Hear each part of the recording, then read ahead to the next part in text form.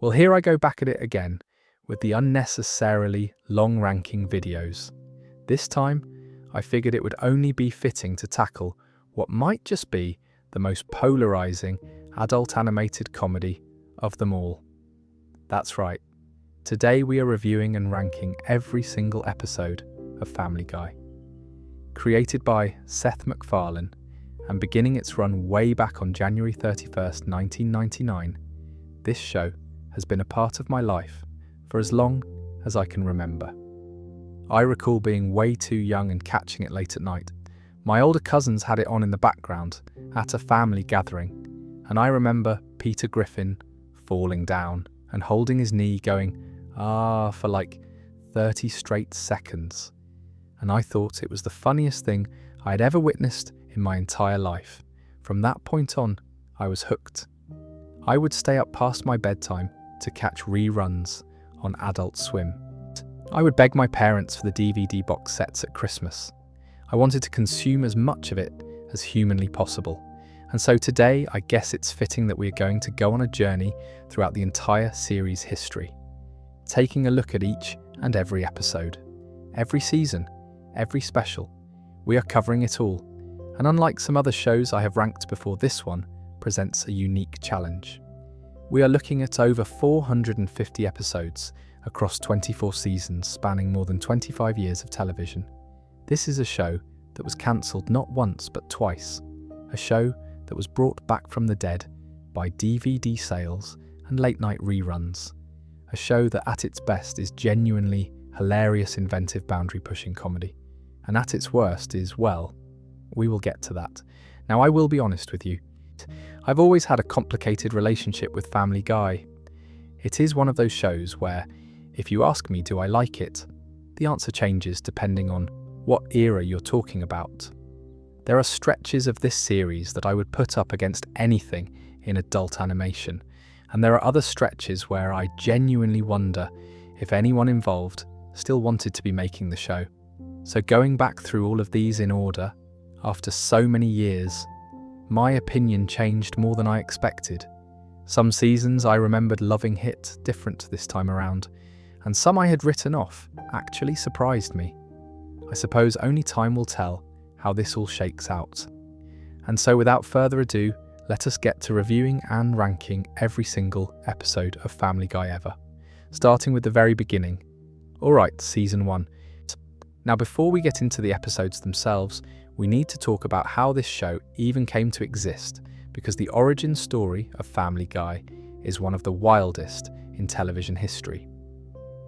Seth MacFarlane conceived the idea for this show back in 1995 while he was still a student at the Rhode Island School of Design. He created 2 animated shorts called The Life of Larry and Larry and Steve, which featured a middle-aged man and his talking dog. Sound familiar? Those shorts impressed Fox executives enough that they gave MacFarlane a development deal, and the rest, as they say, is history. He was 24 years old when he pitched the show, 25 when it premiered. That is insane to think about. The pilot episode, Death Has a Shadow, aired on January 31st, 1999, right after the Super Bowl. And because of that lead-in, it pulled in about 22 million viewers. 22 million. That is by far the highest rated episode of the entire series, and it would never come anywhere close to those numbers again. But what a way to introduce yourself to the world. So Death Has a Shadow tells the story of Peter getting fired from his job at the toy factory after going to work hungover and falling asleep as a safety inspector. He is too scared to tell Lois, so he goes on welfare and through a processing error starts getting $150,000 a week. He blows it on ridiculous stuff like renting the statue of David and building a moat around his house. Lois eventually finds out, and Peter tries to return the money by dumping it from a blimp during the Super Bowl. The whole thing ends in court where Stewie mind controls the judge into letting Peter go free. You can already see the DNA of what this show would become. Peter is a well-meaning idiot. Lois is the sensible one, trying to hold things together. Stewie is a diabolical genius baby plotting world domination. Brian is the voice of reason, who happens to be a dog. Chris and Meg are there. The cutaway gags are already present, though they are way less frequent than what they would become. And the animation. Oh, the animation. It is so rough. Everything looks slightly off-model. The colours are muted. Characters move stiffly. It has that early late 90s Flash era quality to it that is honestly kind of charming in retrospect. Now, one thing I need to mention here is the voice of Meg. In this first season, Meg is voiced by Lacey Chabert. Yes, Gretchen Wieners from Mean Girls. She voiced Meg for roughly the first 9 episodes before scheduling conflicts with her schoolwork, and her role on Party of Five made it impossible to continue. Mila Kunis would take over the role, and obviously that is the voice we all know. But going back and watching these early episodes, there is a noticeable difference. Chabert's Meg sounds slightly older and more confident, whereas Kunis brought this defeated energy that honestly fits the character better given how much abuse she takes. Moving on. I Never Met the Dead Man is the second episode, and it is already establishing one of the show's core dynamics: Peter's obsession with television. He crashes into the town's satellite dish while distracted, trying to watch TV through someone's window. Knocks out cable for the entire town. Blames Meg. Classic Peter. Meanwhile, Stewie is building a weather control device from a CNC to destroy the world's broccoli crops because he does not want to eat his vegetables. I love that early Stewie is actively trying to take over the world. It gives the show a completely different energy compared to what he would become later. Chitty Chitty Death. Bang is the third episode, and it revolves around Stewie's first birthday party. Stewie thinks the man in white, who delivered him as a baby, is coming back to shove him back into Lois's womb. That is so dark for a third episode, and I love it. Peter, meanwhile, has lost their reservation at Cheesy Charlie's and is scrambling to fix things. There is also a subplot with Meg joining a cult that her parents are oblivious to. This episode has a lot going on, but it works because each storyline is just absurd enough to be entertaining without overstaying its welcome. Episode 4. Mind Over Murder has Peter accidentally punching a pregnant woman at one of Chris's Pee-wee football games.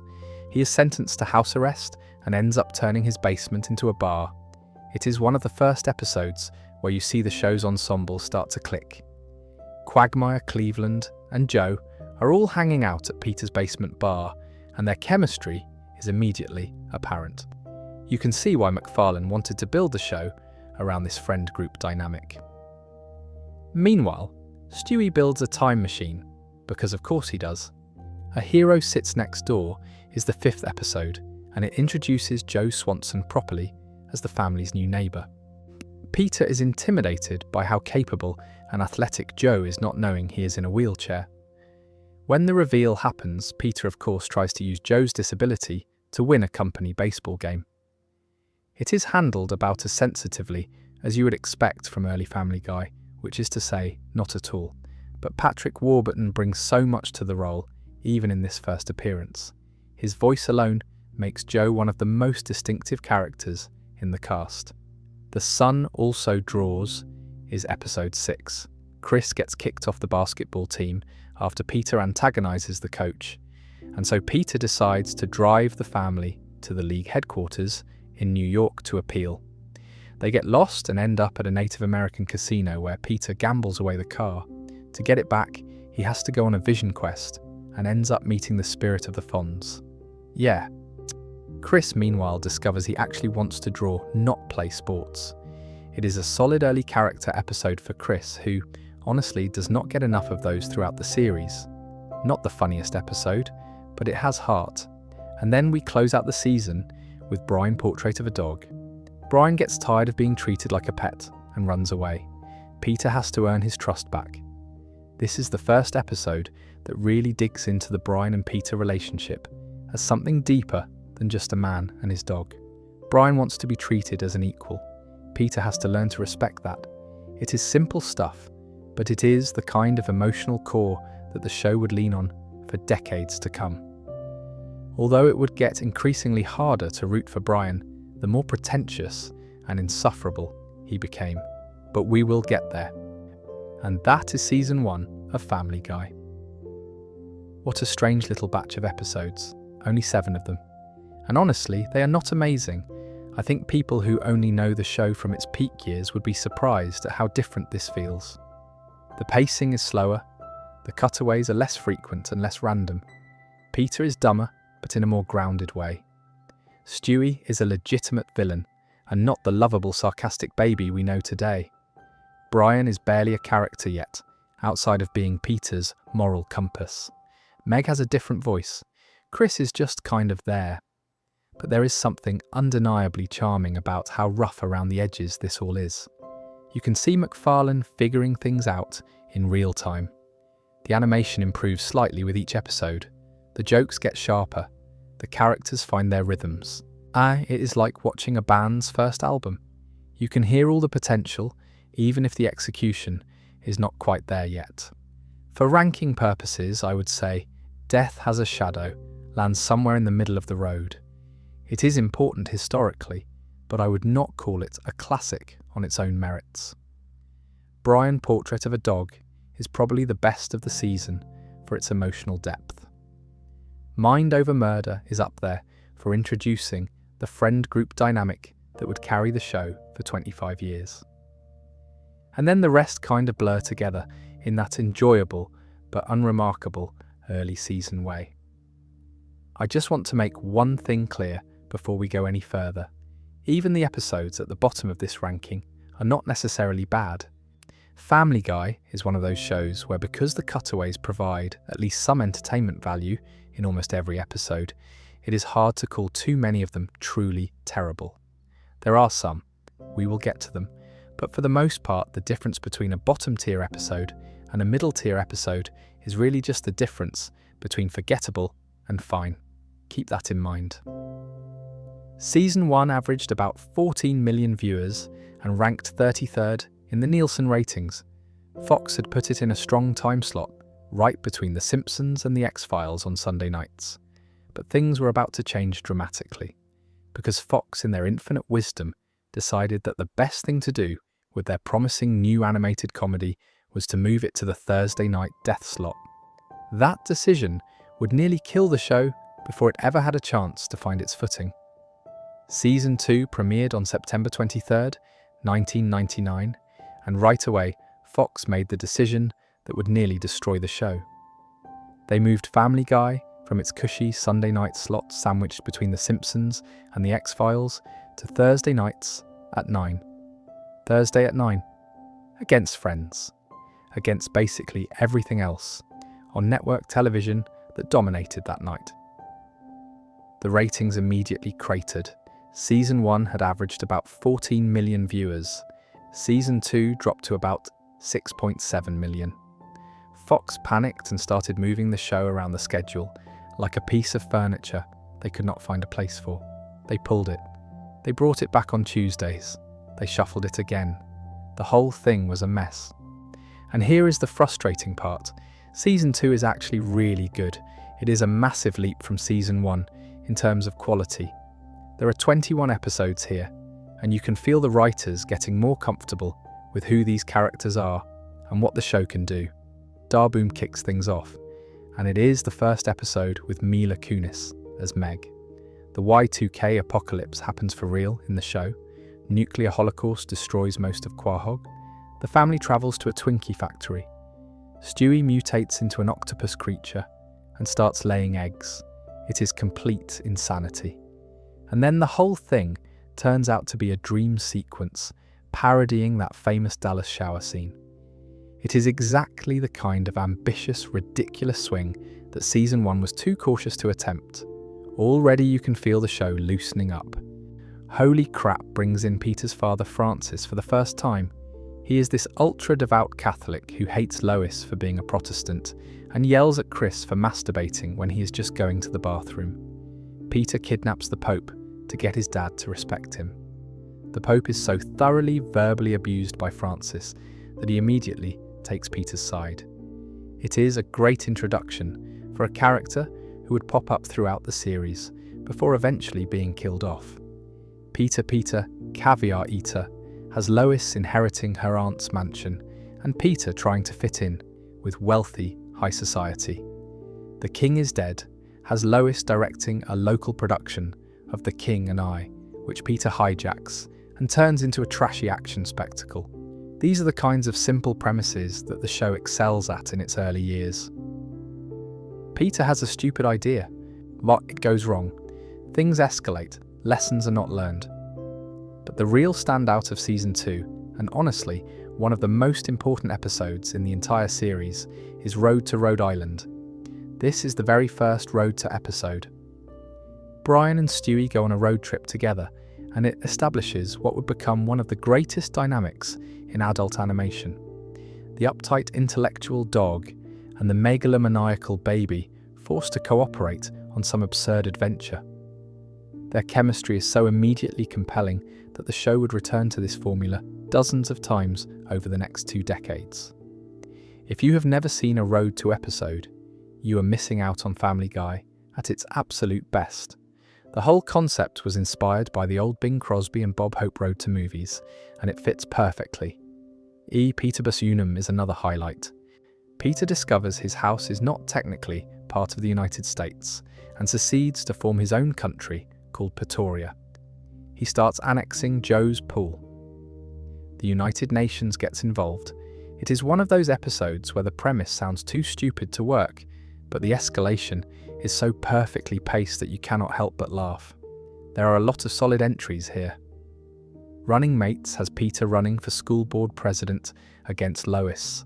If I Am Dying, I Am Lying has Peter pretending Chris is dying to get the TV show back on the air. 15 Minutes of Shame is a great meta episode about reality television. Let's go to the Hop tackles drug use at Chris's school, with Peter going undercover as a student named Lando Griffin. I also want to mention Death is a Bitch, where Peter injures Death and has to fill in for him. Norm Macdonald voices Death in this one, and he is perfect for the role. There is this dry, casual menace to the way he plays it that just works so well. The season ends with a handful of episodes that aired irregularly because Fox kept yanking the show off the schedule. Viewers did not know when to watch. The network was clearly losing faith. Season 2 averaged 6.7 million viewers and ranked 114th in the Nielsen ratings. That is a brutal drop. And yet the critical reception was actually improving. The show was getting funnier, just as fewer people were watching it. In May of 2000, Fox announced they were cancelling Family Guy, but then in a last-minute reprieve, they ordered 13 additional episodes on July 24, 2000, to form what would become Season 3. It was a stay of execution, not a pardon.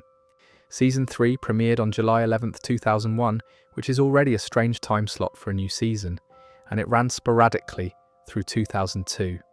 Fox was essentially burning off these episodes with no real commitment to the show's future, and you can kind of feel that freedom in the writing.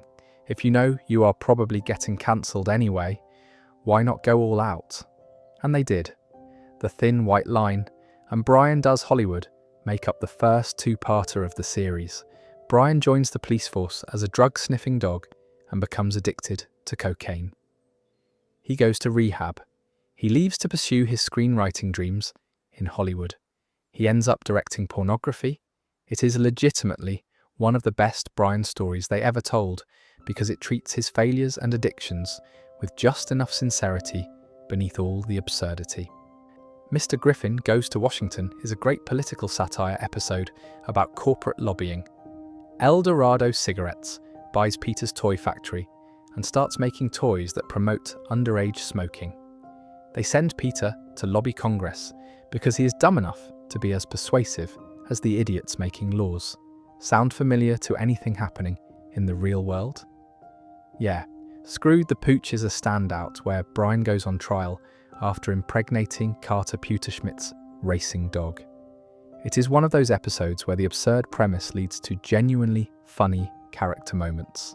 Seeing Brian in an actual courtroom being grilled about his personal life is comedy gold. Now I have to address the elephant in the room. Peter Griffin, husband, father, brother from Season 3.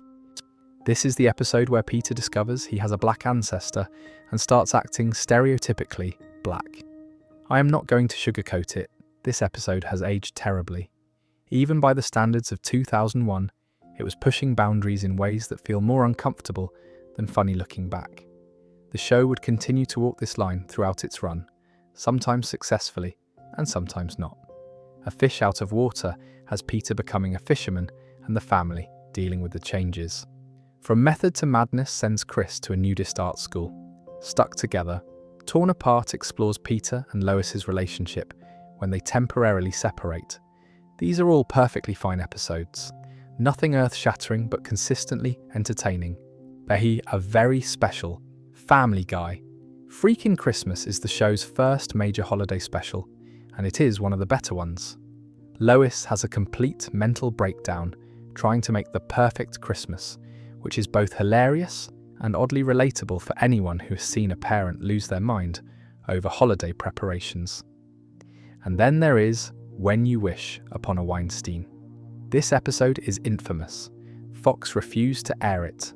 The first time it was ever broadcast was on Adult Swim on November 9th, 2003, over a year after the show had been cancelled.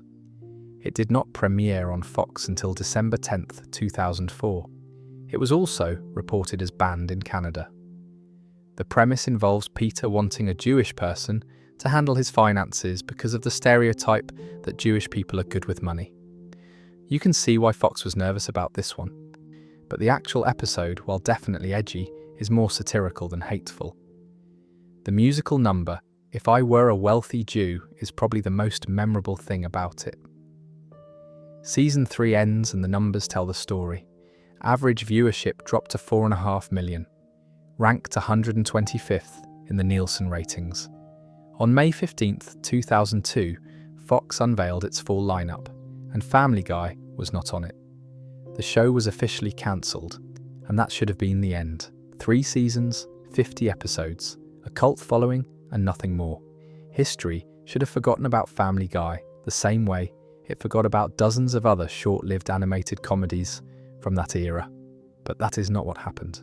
And this is one of the most remarkable stories in television history. On April 20th, 2003, reruns of Family Guy began airing on Cartoon Network's Adult Swim block. And they were a hit, a massive hit. Audiences who had never seen the show or who had missed it during Fox's scheduling chaos were discovering it for the first time. The late-night time slot was perfect for the show's irreverent humour. People would watch it before bed. People would fall asleep to it. Sound familiar? That is probably how a lot of you are watching this video right now.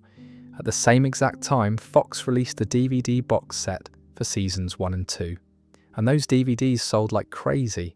Within 1 month, they had sold approximately 400,000 copies.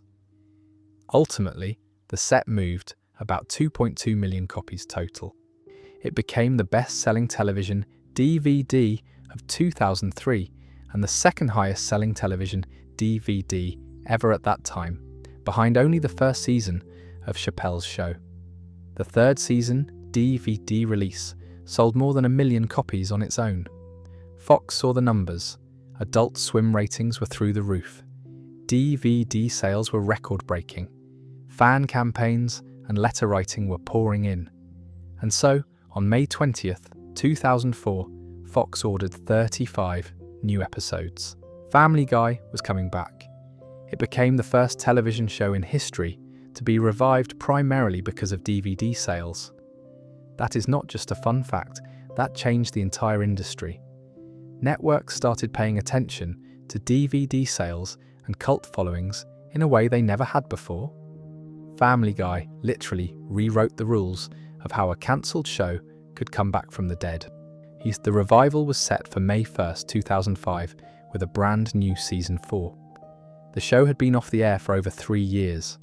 The question on everyone's mind was whether it could recapture what made it special, or if the magic had been lost during the hiatus. Looking back at these first 3 seasons as a whole, I think they hold up better than people give them credit for. Season 1 is rough around the edges, but charming.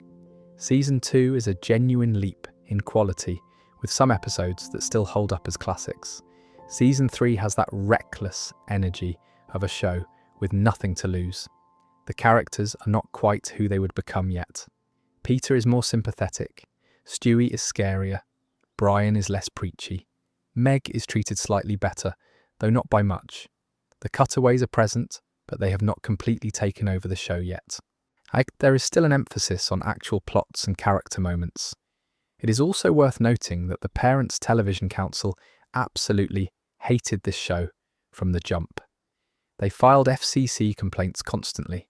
They targeted the show's humour around race, religion, violence and sex.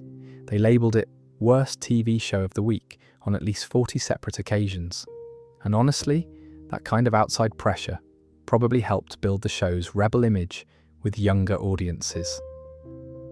Nothing makes a teenager want to watch something more than being told they should not. For ranking purposes, the standouts from this era are Road to Rhode Island at the very top. Then probably Da Boom and a very special Family Guy, Freaking Christmas and The Thin White Line. Most of the rest land in that solid but unremarkable middle tier. The bottom of the list has some of the Season 1 episodes that just feel too rough to revisit, and a couple Season 3 entries that tried too hard to be edgy without being funny enough to justify it. But honestly, the most important thing about these first 3 seasons is that they existed at all. Without them, there are no DVD sales. Without the DVD sales, there is no Adult Swim phenomenon. Without that, there is no revival. And without the revival, there are no 450 plus episodes of this show stretching across a quarter century of American television. Family Guy Season 4 was set to premiere on May 1st, 2005. The show had something to prove. It had been given a second chance that no one expected, and the pressure was on to deliver something that justified all the hype. Let us see if they pulled it off. Because Season 4 premiered on May 1st, 2005, and the show came out swinging. North by North Quahog is the revival premiere, and it is packed with self-aware humour about being cancelled and brought back. Peter literally tells the family that they have been cancelled for 3 years because Fox had to make room for shows like Dark Angel Titus Undeclared Action, Pasadena, Skin Girls Club, Cracking Up the Pits, and Firefly. Then he says, since all of those shows have been cancelled, maybe they will give them another shot. It is such a flex. The whole premiere has this cocky energy of a show that knows it beat the odds and wants you to know it too. Peter Shin won an Annie Award for directing this episode, which is well deserved because it sets the tone perfectly for what the revival era would become. Now, Season 4 is absolutely massive, 30 episodes. Fox ordered 35 new episodes total and crammed most of them into this one season. That is more episodes than any other season in the show's history. It is like they were hedging their bets. If the show fails again, at least they have a full season in the can to sell on DVD. But the show did not fail. Season 4 averaged about 7.9 million viewers. Not quite Season 1 numbers, but a serious comeback for a show that had been given up for dead. And you can immediately tell the show's different. The animation is cleaner. The cutaways are more frequent and more elaborate. The humour is faster and meaner. Peter has gotten noticeably dumber. Stewie has shifted dramatically from a world domination villain to something more ambiguous. He is still clever and scheming, but the homicidal megalomaniac stuff is fading in favour of this more nuanced character, who is sarcastic and culturally aware and maybe questioning his sexuality. It is a fascinating evolution that happens gradually over the next several seasons, and I think it is one of the best character transitions in animation history. PTV is hands down one of the greatest episodes of the entire series. Peter starts his own television network after the FCC cracks down on indecency. The FCC musical number that Peter, Brian and Stewie perform is iconic. The whole episode is a brilliant satire of censorship that manages to be both thoughtful and absolutely hilarious. If I had to show someone one episode to convince them Family Guy is worth watching, this might be the one. Petarded is another standout where Peter takes an IQ test and is declared mentally retarded. The state declares him unfit to care for his children. Lois has to prove to a social worker that the household is stable, which of course goes horribly.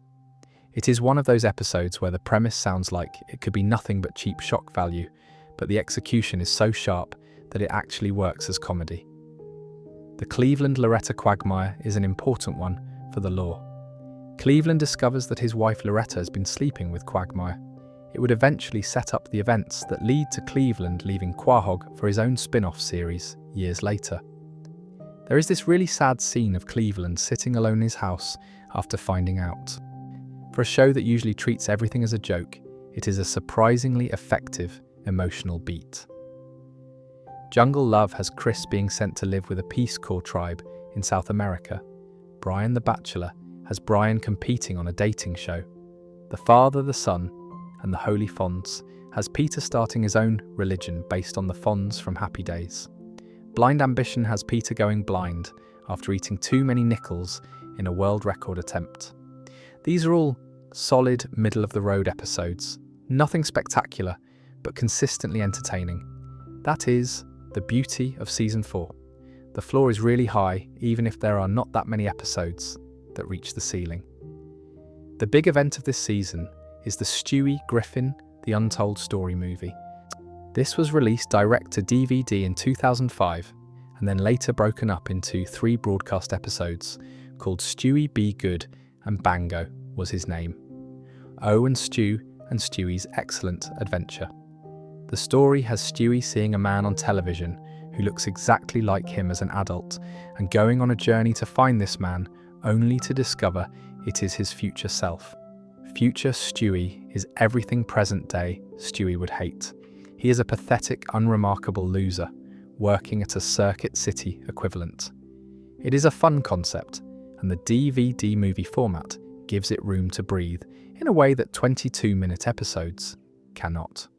Whether you count it as one movie or 3 episodes, it is a solid entry in the Family Guy canon. Season 4 as a whole is an absolute triumph. The show came back confident, sharp, and ready to prove itself. I guess if anything, the 3-year break actually helped. MacFarlane and his team had time to reflect on what worked and what did not. They came back with better animation, tighter writing, and a clearer vision of what the show wanted to be. Season 5 picks up where 4 left off, and honestly, this might be the peak of the show's popularity. It averaged about 8.7 million viewers, making it the highest-rated post-revival season. The writing is razor-sharp, the cutaways are at their most creative, and the show starts tackling bigger swings with its storytelling. Stewie Loves Lois opens the season, with Stewie becoming obsessed with his mother after she defends him from a bully at the park. It is a funny inversion of their usual dynamic where Stewie wants to kill Lois. Here he cannot stop clinging to her, which drives her insane. Mother Tucker brings Peter's estranged biological mother into the picture. She is dating Tom Tucker, the news anchor, which drives Peter crazy. Peter's 2 dads is the big one though. Peter accidentally kills his adoptive father Francis in a freak accident involving a balcony collapse. This leads him to discover that his real biological father is an Irishman named Mickey McFinnigan living in Ireland. It is a significant moment for the show because Francis had been a recurring character since season 2, and killing him off shows the writers are willing to make permanent changes to the status quo. Well, sort of permanent. This is still Family Guy after all. Saving Private Brian sends Stewie and Brian to military basic training and then to Iraq. It is one of those episodes that uses the ridiculous premise to actually make some commentary on the military and war without being too heavy-handed about it. Barely Legal is the Meg episode of the season. Brian reluctantly takes Meg to her school dance, and she develops an intense obsessive crush on him. It gets uncomfortable at points, which I think is kind of the point. Meg is so starved for attention and affection from anyone that even the slightest kindness sends her spiraling. It is played for laughs, but there is something sad underneath it all. Road to Rupert continues. The road to tradition, with Stewie and Brian travelling across the country to retrieve Rupert the teddy bear after Peter accidentally sells him at a yard sale. It continues to establish why the road to format works so well. Put these 2 characters in a high-pressure situation and let their clashing personalities create comedy. Simple formula executed perfectly. No Meals on Wheels has Peter opening a restaurant that becomes popular with disabled people, which he then tries to ban. Yeah, the show does stuff like this. It is pretty funny in places, but it is also the kind of episode that makes you understand why critics have always been uncomfortable with Family Guy's relationship with marginalised groups. The season closes strong with Meet the Quagmires, where Peter travels back in time to his youth and ends up changing history so that Lois never marries him. Instead, she marries Quagmire. It is a fun what-if episode that shows just how much worse everything would be without the Griffin family dynamic we know. Season 5 is excellent, almost no duds. Yet the writing is confident, the characters are at their most balanced, the cutaways are creative without completely dominating the episodes. If someone asked me what era of Family Guy they should watch, I would point them here. Then we get to season 6 and things get complicated, not because the quality drops, but because external circumstances force the show into a strange position. The Writers Guild of America went on strike in late 2007 and it hit Family Guy hard. Season 6 only has 12 episodes. Fox actually aired 3 episodes that were not finished. They had not received Seth MacFarlane's final approval. The voice mixing was incomplete. MacFarlane publicly condemned Fox for doing this, saying it damaged his relationship with the network. Imagine having episodes of your show air without your permission in a state you consider unfinished. That is a nightmare scenario for any creator, but even with all that chaos, season 6 gives us one of the most significant episodes in the entire franchise, Blue Harvest, the first Star Wars parody, an hour-long special where the Griffin family reenacts A New Hope, with Peter as Han Solo Lois, as Leia Chris, as Luke Stewie, as Darth Vader, Brian as Chewbacca Cleveland, as R2-D2, and Quagmire as C-3PO. It is incredible. The animation quality is a massive step up from anything the show had done before. The jokes are non-stop, and it works both as a parody and as a genuine tribute to the source material. Blue Harvest won a Saturn Award for Best Television Presentation, and it deserved it. This was a cultural event when it aired. People who did not even watch Family Guy tuned in for this one. The other major event of season 6 is the two-parter Stewie kills Lois and Lois kills Stewie. After seasons of Stewie threatening to kill his mother, he finally does it. Pushes her off a cruise ship. She is presumed dead. Stewie takes over the world. Then Lois comes back and kills him. Except the whole thing turns out to be a simulation on Stewie's computer. He realizes that even if he could take over the world, it would not make him happy. It is the final nail in the coffin for evil villain Stewie. From this point on, his world domination ambitions are essentially retired in favor of the more neurotic, lovable Stewie we know today. Moving Out. Brian's Song is a solid episode where Brian and Stewie get an apartment together. Tales of a Third Grade Nothing flashes back to Peter in the 3rd grade. McStroke has Peter suing a fast food company. These are all fine episodes, but nothing that reaches the heights of Blue Harvest. Despite only having 12 episodes, season 6 maintains a high-quality level. The Star Wars parody alone makes it one of the most memorable seasons in the show's history. And the fact that the writers managed to deliver strong content while dealing with a writer's strike and incomplete episodes speaks to how locked in they were during this era. I want to take a moment here to talk about the show's production because I think people do not appreciate how impressive the turnaround is. Each episode of Family Guy costs roughly $2 million to produce. The core voice actors renegotiated their salaries during this era, reaching between $175,000 and $225,000 per episode. MacFarlane himself apparently only takes $50,000 per episode for his voice work specifically. The man voices Peter, Stewie, Brian Quagmire, Tom Tucker, Carter, Pewter Schmidt, and several other characters, all for $50,000 an episode, while the other actors are making 3 to 4 times that. I mean, he obviously makes far more as creator and executive producer, but still, the dedication is remarkable. These 3 seasons represent what I consider the beginning of the golden age of Family Guy. Season 4 proved the show could come back from cancellation and thrive. Season 5 showed it could reach new heights of popularity and quality. And Season 6 demonstrated that even under the worst production circumstances, the creative team could still deliver something special. If the show had ended here, it would be remembered as one of the greatest animated comedies ever made. But it did not end here. It kept going and going and going. The question becomes not whether Family Guy could maintain this level of quality, but how long it could keep it up before something had to give. Now, before we move on from this era, I want to go a little deeper on some of the episodes I breezed past, because I think there are some hidden gems in seasons 4 through 6 that deserve more attention. The courtship of Stewie's father from season 4 is actually a really solid character episode. And Stewie starts to bond with Peter after Peter accidentally disciplines him, which is the first time anyone has ever set boundaries for the child. It is played mostly for laughs, but there is a genuine sweetness to seeing Stewie want his father's approval. It is the kind of character work that the show does not get enough credit for during this era. Don't Make Me Over has Meg getting a makeover and becoming popular. It sounds like a basic premise, but the execution is sharp. She gets signed by a record label, the family becomes her managers. It all falls apart spectacularly.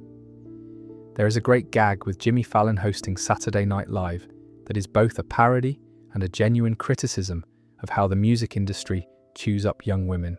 An untitled Griffin Family History is an anthology episode where each family member tells the story of how their ancestors were involved in historical events. Peter's ancestor at the signing of the Declaration of Independence, Brian's ancestor on the Mayflower, Stewie's ancestor inventing golf. These anthology format episodes are always a nice change of pace from the standard structure, and this one is better than most. Whistle While Your Wife Works has Lois getting a job at Peter's factory and becoming his boss. The power dynamic reversal is a fertile ground for comedy, and they mine it well. Petergeist is a full poltergeist parody that works better than it has any right to. The special effects animation during the haunting sequences is impressive for a TV budget. Airport 7 from season 5 has Quagmire losing his pilot's license after Peter screws up during a ride along. It is one of the first episodes that really digs into Quagmire's identity beyond just being the sex-crazed neighbour. Being a pilot is the one thing Quagmire takes seriously, and seeing that taken away from him reveals a vulnerability that his character rarely shows. Chick Cancer has Peter and Lois watching a chick flick that Peter thinks he would enjoy because he assumes it involves actual cancer. It does not. Meanwhile, Stewie starts dating a girl from his daycare named Olivia. Their relationship is played like an adult drama with screaming matches and passive-aggressive dinner scenes, and it is absolutely hilarious watching a baby and a toddler navigate the dynamics of a toxic relationship. I also want to circle back to something about the Star Wars trilogy that I think is worth discussing. Blue Harvest from Season 6 was not just a one-off joke, it was a legitimate, licensed production. MacFarlane worked with Lucasfilm to get permission to do an extended shot-for-shot parody. The level of access they were given is remarkable. They replicated specific camera angles. They used the actual John Williams score in certain scenes. The backgrounds were painted to match the original film's aesthetic. It was a labour of love, disguised as a comedy episode.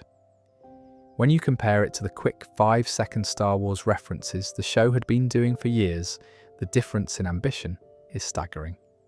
And speaking of ambition, I need to talk more about what makes the road to episodes work so well as a format. Because I keep saying they are among the best things the show has ever produced, and I owe you an explanation of why. The secret is that road to episodes strip away everything that makes regular Family Guy episodes frustrating. There are fewer cutaways because Brian and Stewie are constantly in motion, and the plot demands forward momentum. The jokes are more character-driven because the comedy comes from their clashing personalities rather than from random pop culture references. And most importantly, there are actual stakes. Brian and Stewie are usually in genuine danger, and the audience knows these characters well enough to care about what happens to them. Road to Rhode Island establishes the template. They are stuck together. They bicker. They bond. They face obstacles. There is usually a musical number. And by the end, you feel like you have been on an adventure with them. It is the closest Family Guy gets to being a buddy comedy. And it works because MacFarlane clearly loves writing for these two characters more than any others in the show. Road to Europe from season 3 is one I did not give enough attention to earlier. Brian and Stewie try to get to the set of Stewie's favourite British TV show and end up travelling across Europe. It has some of the best musical moments in the series, including the duet they sing on the airplane. It is also one of the first times the show demonstrated that it could sustain a single storyline for an entire episode without needing a separate B-plot. Just two characters on a journey. Simple and effective. And now let me spend a little more time on the transition between seasons 10 and 11, because I think this is where the show's identity crisis really begins. Season 10 has 23 episodes, which is the most of any post-revival season. That is a lot of Family Guy to produce in a single year. And while there are standouts like Back to the Pilot, the sheer volume means the average quality takes a hit. More episodes means more filler. More filler means more cutaway heavy plotlight entries that feel like they exist to meet a quota, rather than because someone had a story they wanted to tell. Amish Guy from season 10 has the family getting stranded in Amish country. It is fine. Living on a Prayer has a couple at church refusing medical treatment for their sick child on religious grounds. The show takes a surprisingly firm stance on the issue, which I appreciate even if the execution is a little heavy-handed. Burning Down the Bayou has Peter and the guys going on a road trip to the Deep South and ending up in jail. It is a fun premise that kind of runs out of steam halfway through. Tom Tucker. The Man and His Dream has Tom Tucker trying to become an actor. Killer Queen has the family going to a fat camp where someone is murdering the campers. It is one of those episodes where the premise sounds like it could be amazing, but the jokes never quite land at the level the concept demands. There are also too many episodes this season that rely on the same basic structure of Peter discovers something new and takes it too far before learning nothing and everything resetting. The other thing happening during this transition period is the show's relationship with its own legacy. By season 11, the writers are clearly aware that a lot of fans think the show has declined. They start making more meta jokes about this. Characters will occasionally reference how things used to be better. Cutaways will mock the show's own formula. It is self-awareness without self-correction, which is somehow more frustrating than no awareness at all. Like, yes, we know we are doing the same thing over and over. Here is a joke about that. Now we are going to keep doing the same thing over and over. I think the comparison to The Simpsons is instructive here. Both shows hit their creative peak in their first decade and then settled into a long tail of diminishing returns. But The Simpsons declined more dramatically. There are entire seasons of The Simpsons from the mid-2000s onward that are difficult to watch. Family Guy never hits that low. Its decline is more like a slow leak than a blowout. You barely notice it happening until you look back and realise the tyre is half flat. Speaking of comparisons, I should address the South Park rivalry, since it is impossible to talk about Family Guy's legacy without it. South Park's Trey Parker and Matt Stone made their feelings about Family Guy very clear in the Cartoon Wars two-parter from season 10 of their show. They accused Family Guy of using interchangeable, cutaway gags written by manatees pushing random idea balls into a machine. They said the writers were lazy. They said the show had no substance. And here is the thing, they were not entirely wrong. Family Guy's cutaway format does allow for a kind of modular comedy where jokes can be swapped between episodes without affecting the plot. That is both its greatest strength and its most fundamental weakness. It means any episode can have funny moments, regardless of how good the actual story is. But it also means the show rarely achieves the kind of sustained comedic momentum that comes from a tightly constructed narrative where every joke serves the story. MacFarlane's response to the South Park criticism was characteristically gracious. He said he was flattered that they considered his show important enough to devote 2 episodes to it. He did not engage in a public feud. He just kept making his show, and 20 years later, both shows are still on the air, still taking shots at each other, still competing for the same audience. There is room for both. Comedy is not a zero-sum game. Let me also expand on the Meg situation, because I think it is one of the most interesting character dynamics in the entire series. In the early seasons, Meg is a normal teenager who happens to have an embarrassing family. She's not cool, but she's not a punching bag. She has storylines about crushes and popularity and fitting in. She is a character. Somewhere around the revival era, the show made a creative decision to turn Meg into the butt of every joke. The family openly despises her. Peter physically abuses her for comedy. The show's go-to move when they need a cheap laugh is to have someone be terrible to Meg. And here is the thing that bothers me. It works. The audience laughs. The format rewards cruelty toward this character because the cruelty itself has become the joke. But every once in a while, the show peels back the curtain and shows you the damage. Seahorse Seashell Party in season 10. The episode where Meg finally tells the family off. The episode where she says all the things the audience has been thinking for years. And then she takes it back because someone has to be the punching bag or the family falls apart. It is devastating, and I do not think the show fully reckoned with what that says about these characters. Or maybe it did, and the answer is just too bleak for a comedy. Mila Kunis deserves tremendous credit for what she has done with this role. She took over from Lacey Chabert as a teenager and has been voicing Meg for over 25 years. She brings a weariness and a resignation to the character that makes the abuse feel real, even when it is supposed to be funny. Her line readings when Meg is being dismissed or ignored or humiliated have this quality of someone who has long ago accepted that this is her life. It is great voice acting in a role that gives her almost nothing to work with. Now, I also need to give some more time to the later seasons that I moved through quickly. Because while seasons 18 through 21 are not going to make anyone's best of list, there are individual moments worth calling out. Meg's wedding from season 19 is actually pretty sweet. Meg gets engaged and for once the family tries to be supportive. It does not last, obviously, but the attempt is nice. The 200th episode retrospective from season 10 revisited the show's history, and while it is not a narrative episode per se, it is a nice time capsule of what the show meant to people at that particular moment. Stewie Goes for a Drive from season 10 is a fun little adventure episode where Stewie takes Peter's car for a joyride. The visual gag of a baby driving through traffic while everyone around him panics is one of those simple premises that the show's animation style is perfectly suited for. And I should mention that throughout these later seasons, the show has been quietly building up its holiday special tradition. The Christmas episodes in particular have become a reliable highlight each season. They tend to have more heart than the average episode. They bring back classic characters. They lean into the seasonal warmth in a way that feels genuine rather than cynical. If you only watch one Family Guy episode per season, make it the Christmas one.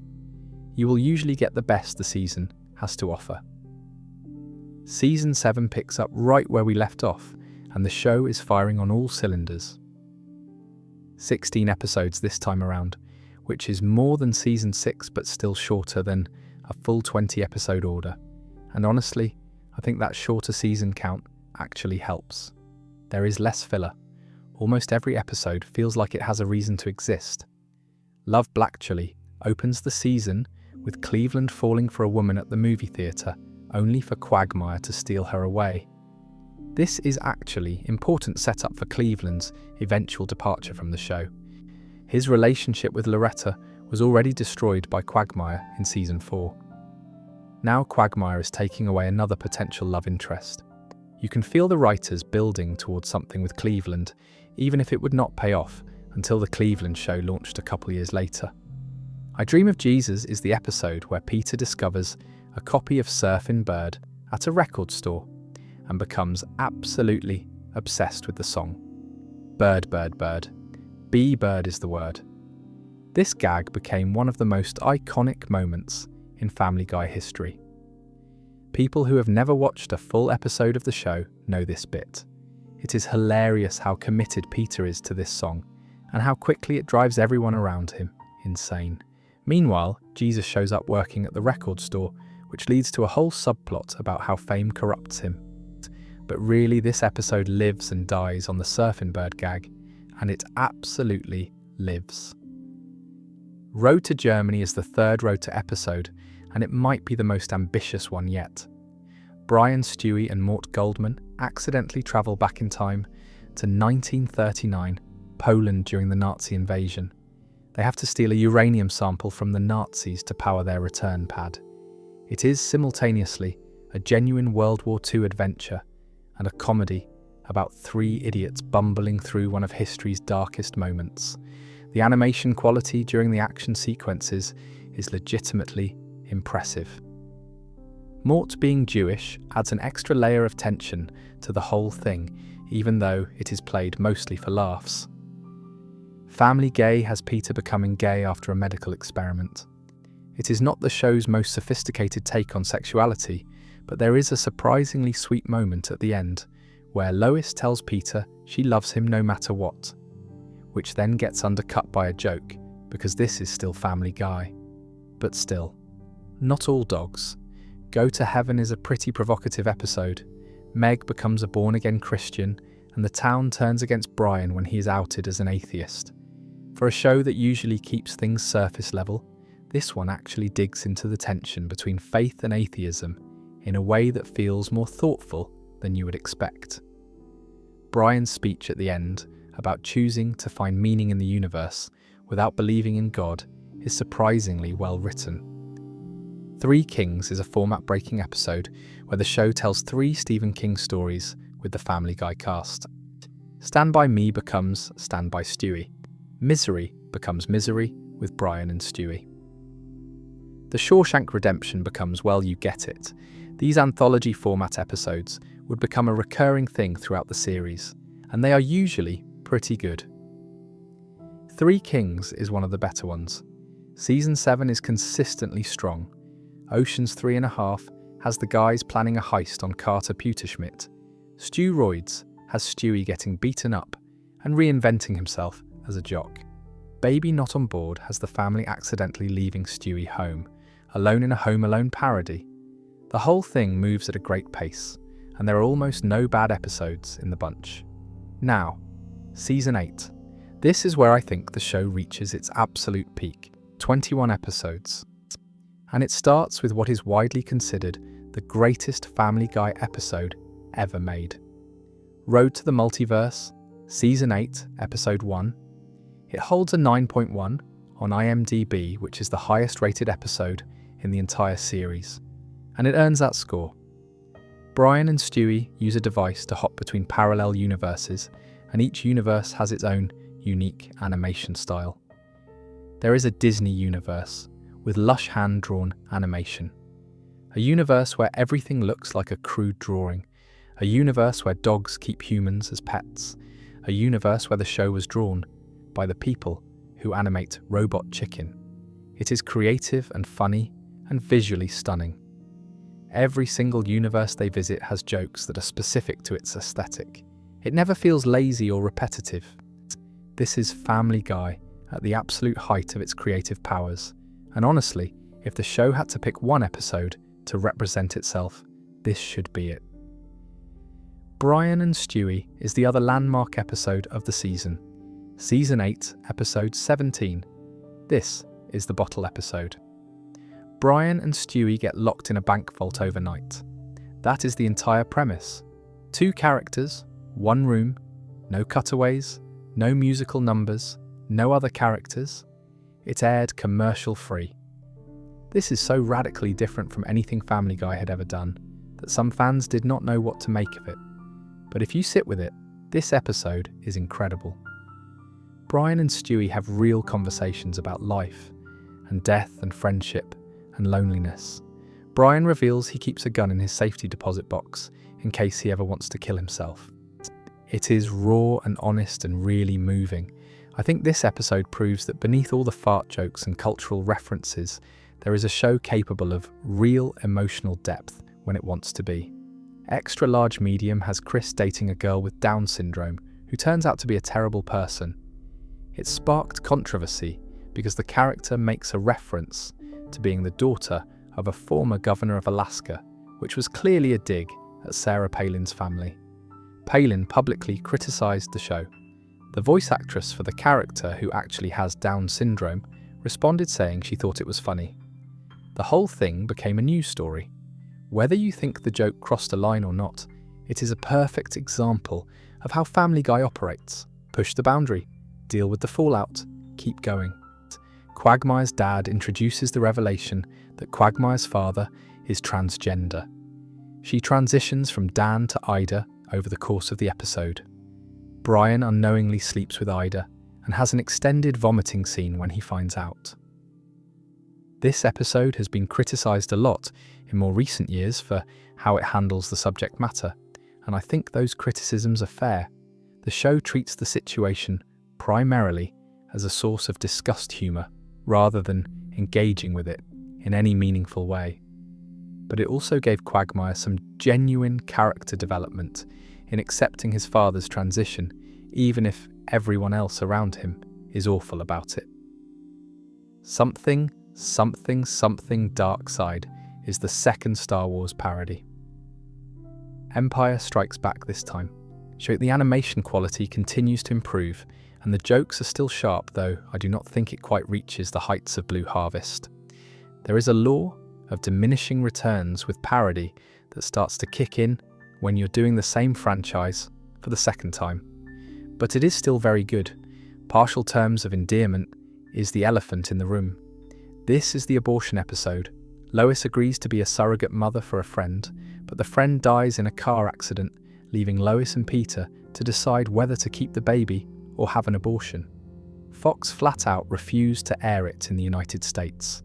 It first aired on BBC Three in the UK and has never been available on any American streaming platform. You can only get it on DVD.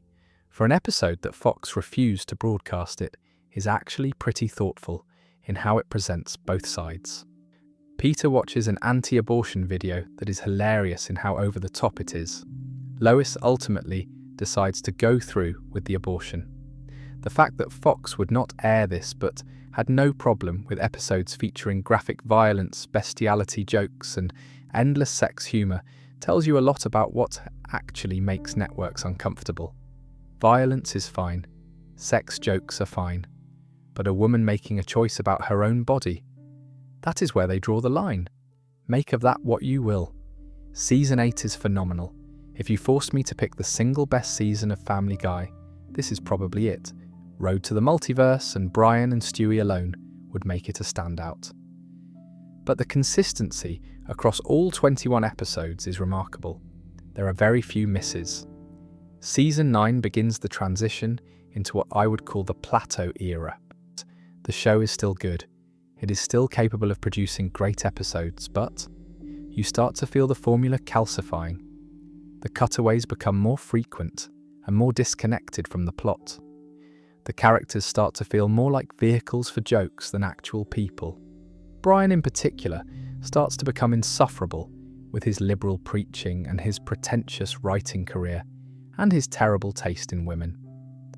The show would eventually start making fun of Brian for these qualities, but in season 9 it still feels like the writers think we are supposed to be on his side.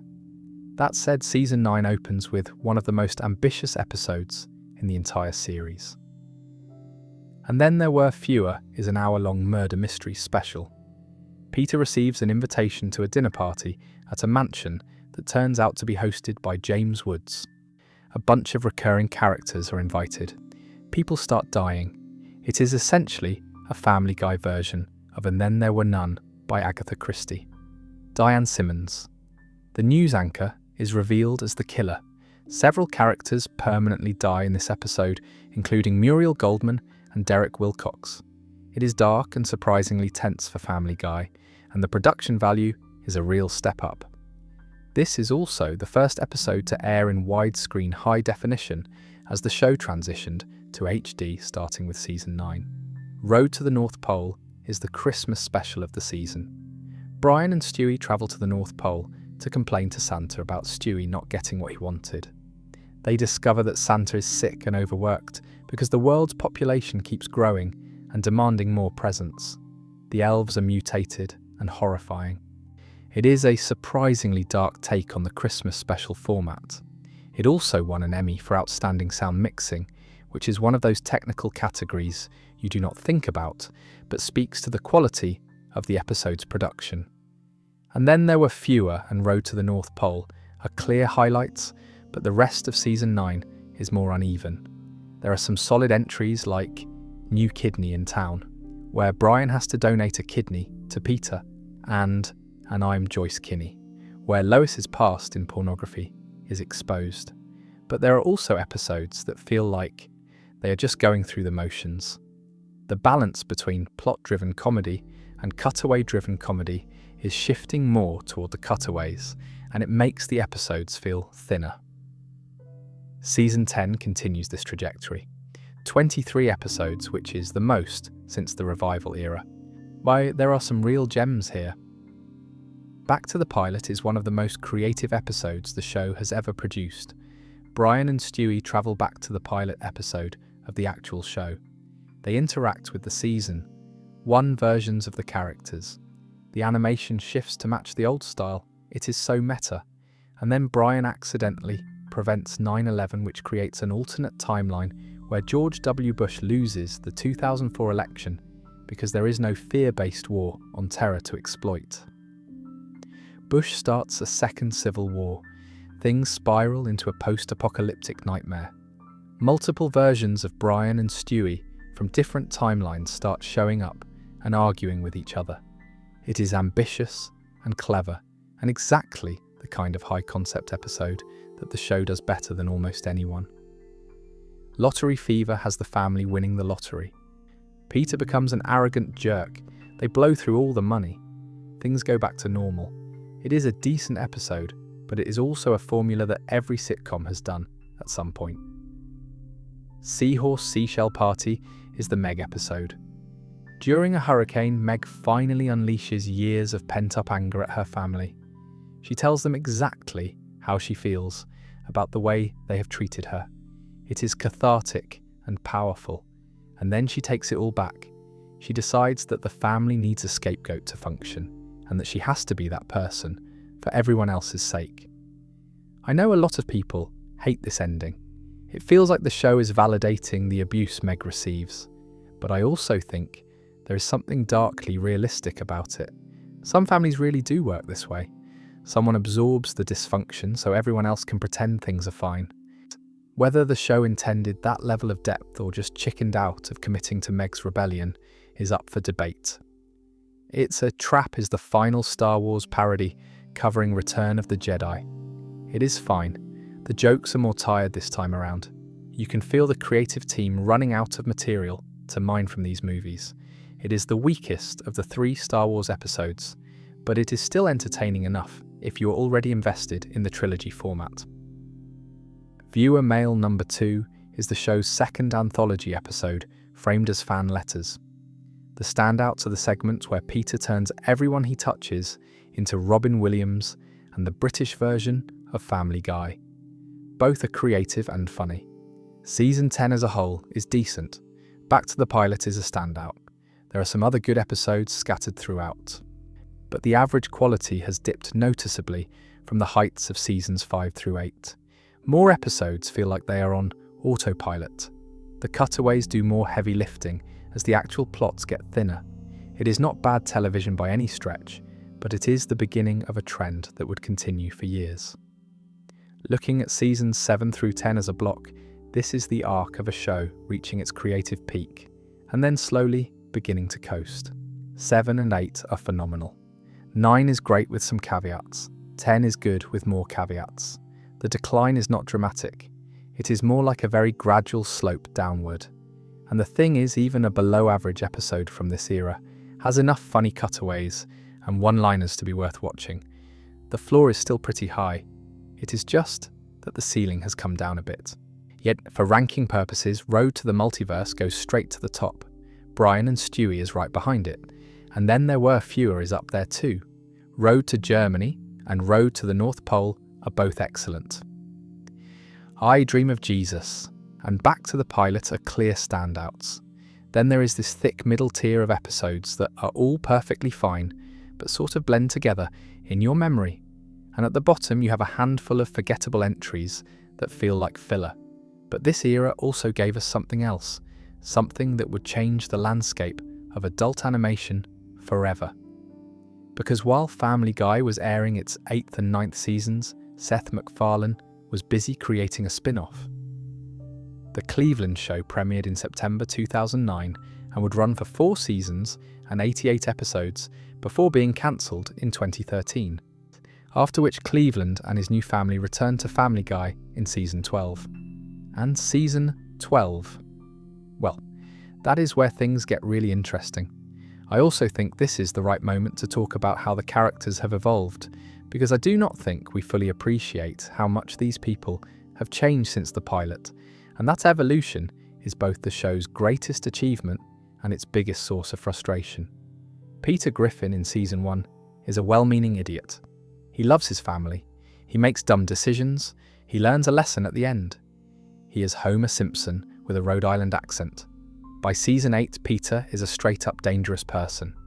He commits felonies on a weekly basis. He physically assaults his daughter. He has caused the deaths of hundreds of people through negligence.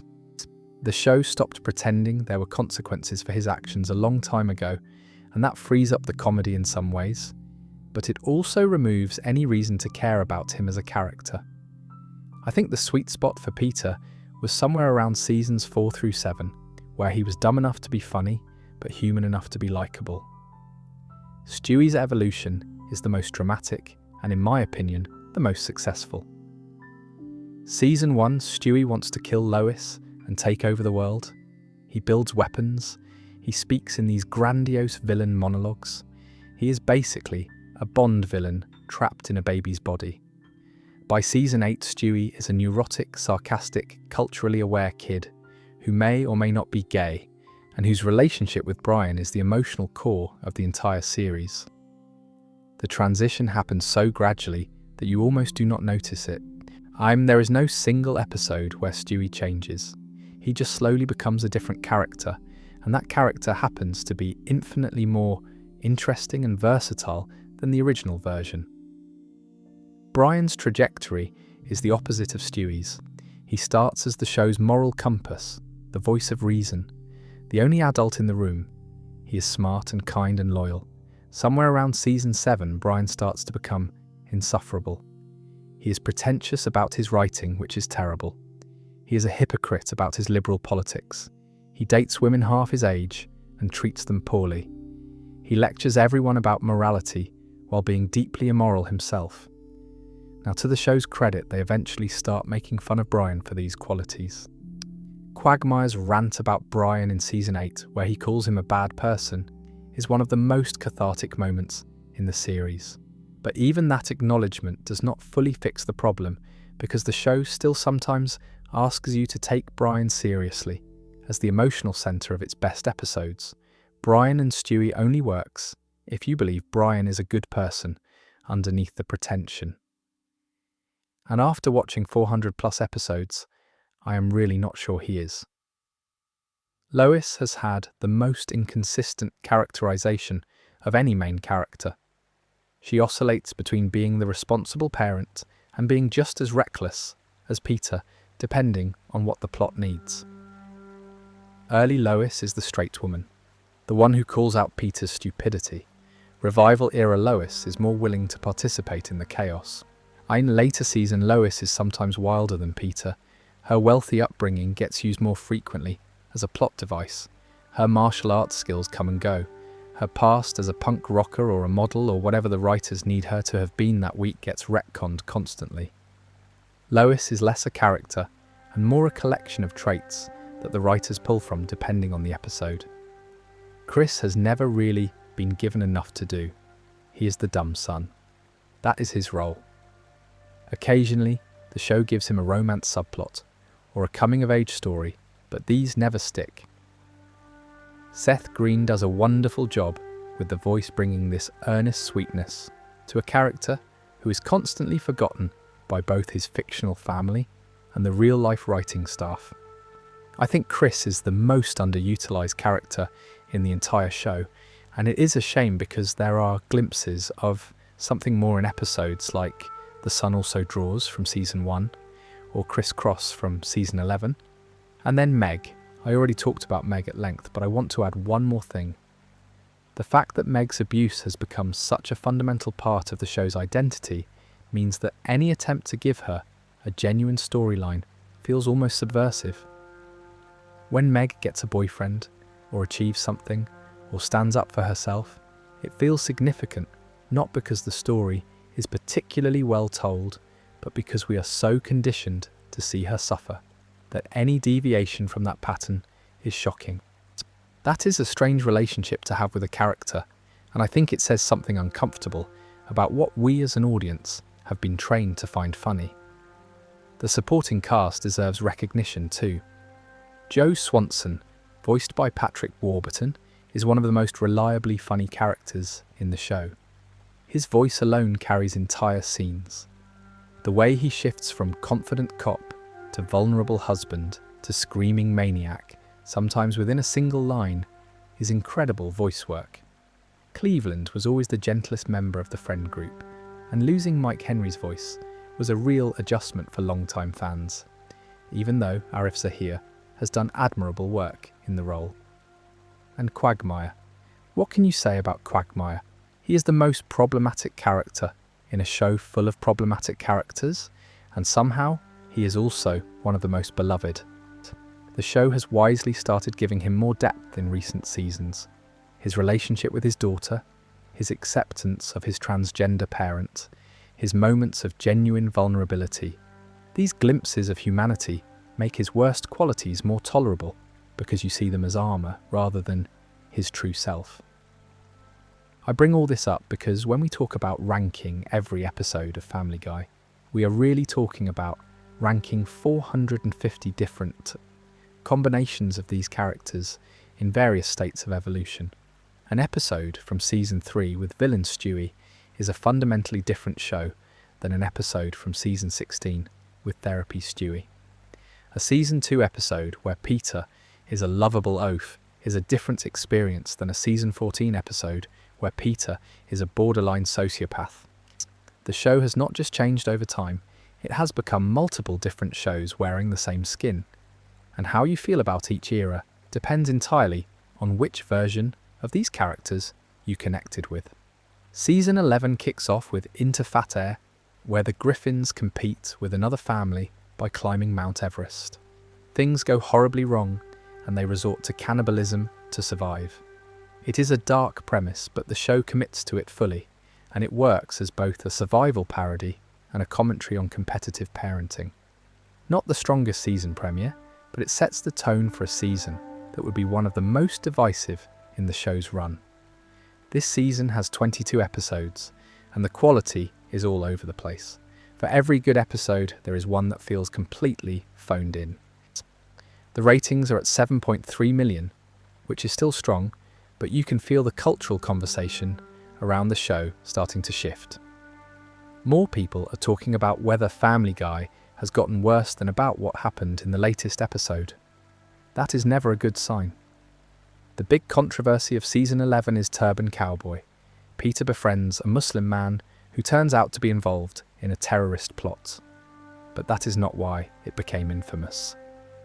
In April 2013, after the Boston Marathon bombing, someone edited together clips from this episode to make it look like Family Guy had predicted the attack. The hoax went viral. Fox immediately pulled the episode from Hulu and their website. It has never been fully reinstated in some markets. The actual episode had a cutaway gag where Peter runs over marathon runners with his car. It was a coincidence, an extremely unfortunate coincidence, But the internet does not care about context, and the damage was done. Joe's revenge has Joe finally confronting the man who paralysed him. Roads to Vegas is a road to episode that sends Brian and Stewie to Las Vegas, but a teleportation accident creates two sets of them. One pair has the best night of their lives. The other pair has the worst. It is a clever structure, and one of the better road to entries from this era. Brian's play gives us a really strong character moment where Brian discovers Stewie has written a brilliant play and has to confront his own mediocrity as a writer. Internal Affairs is a solid episode about Joe and Bonnie's marriage falling apart after he becomes infatuated with his new female partner.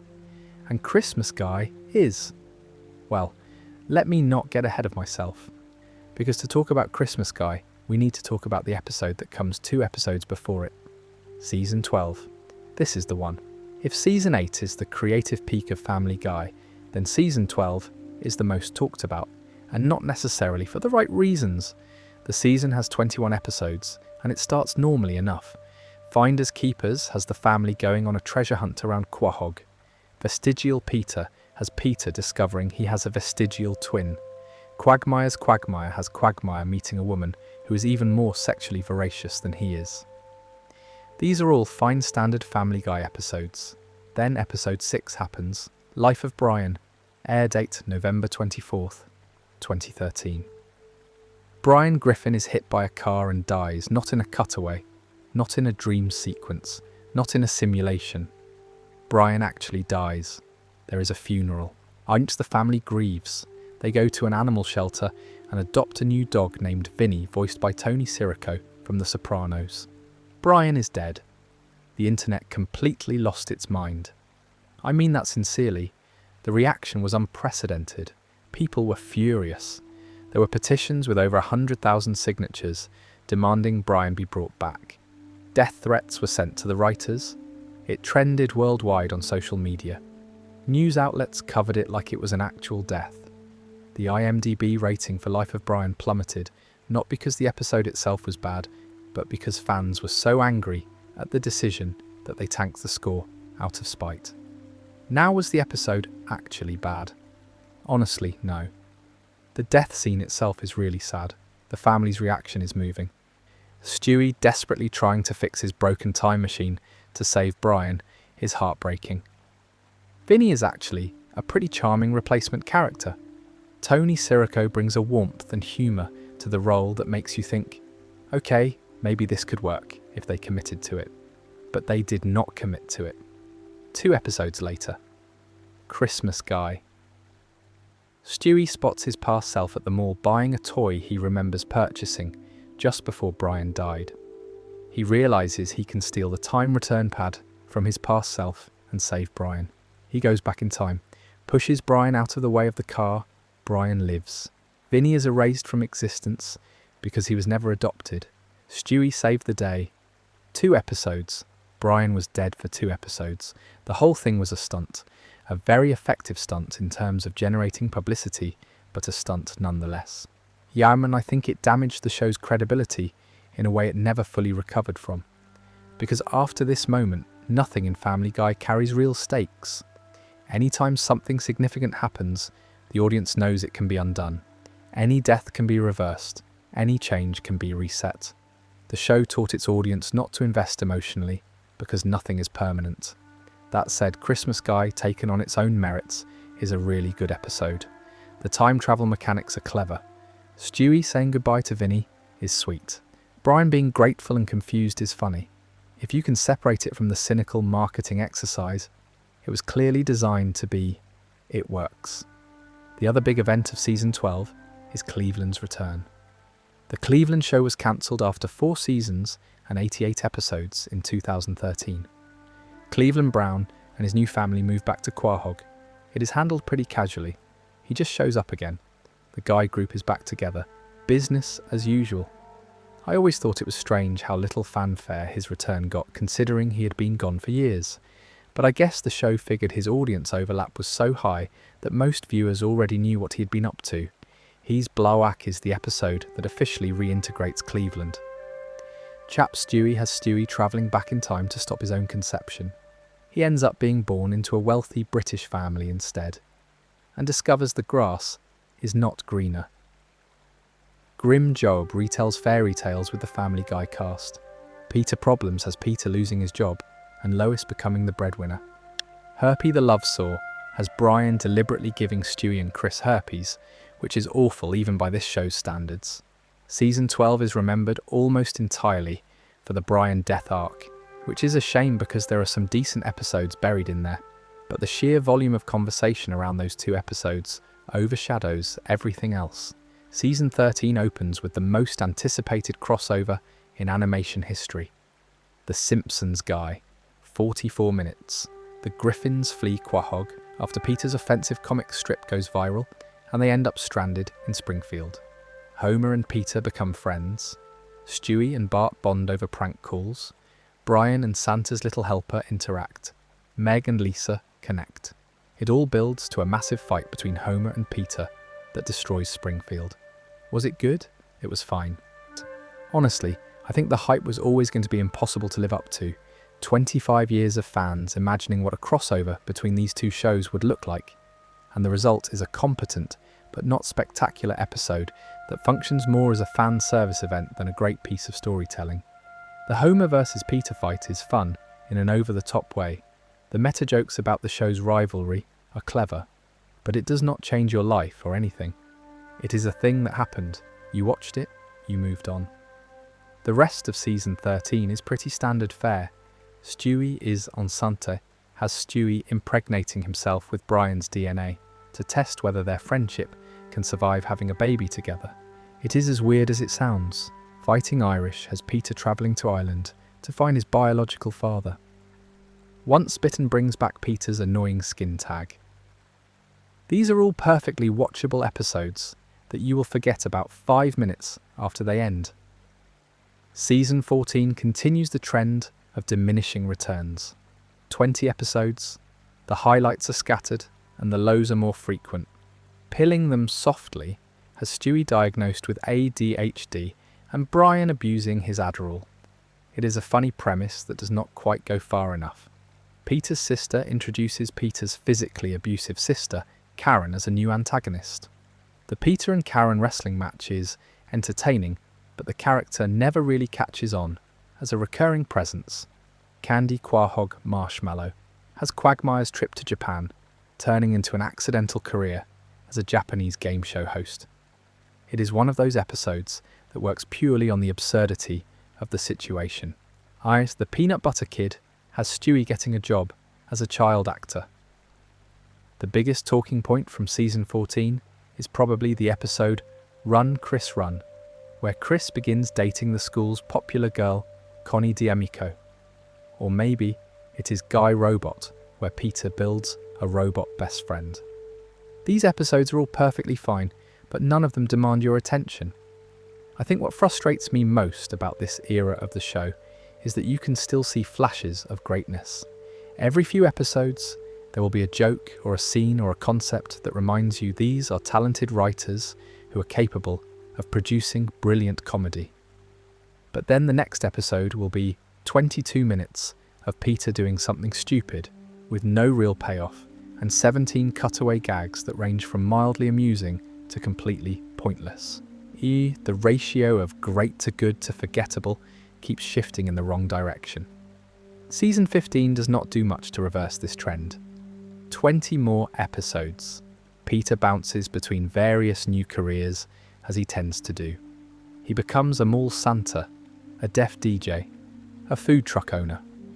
These Career of the Week episodes have been a staple of the show since the beginning, but by season 15 they feel less like creative premises and more like the writers spinning a wheel of random jobs.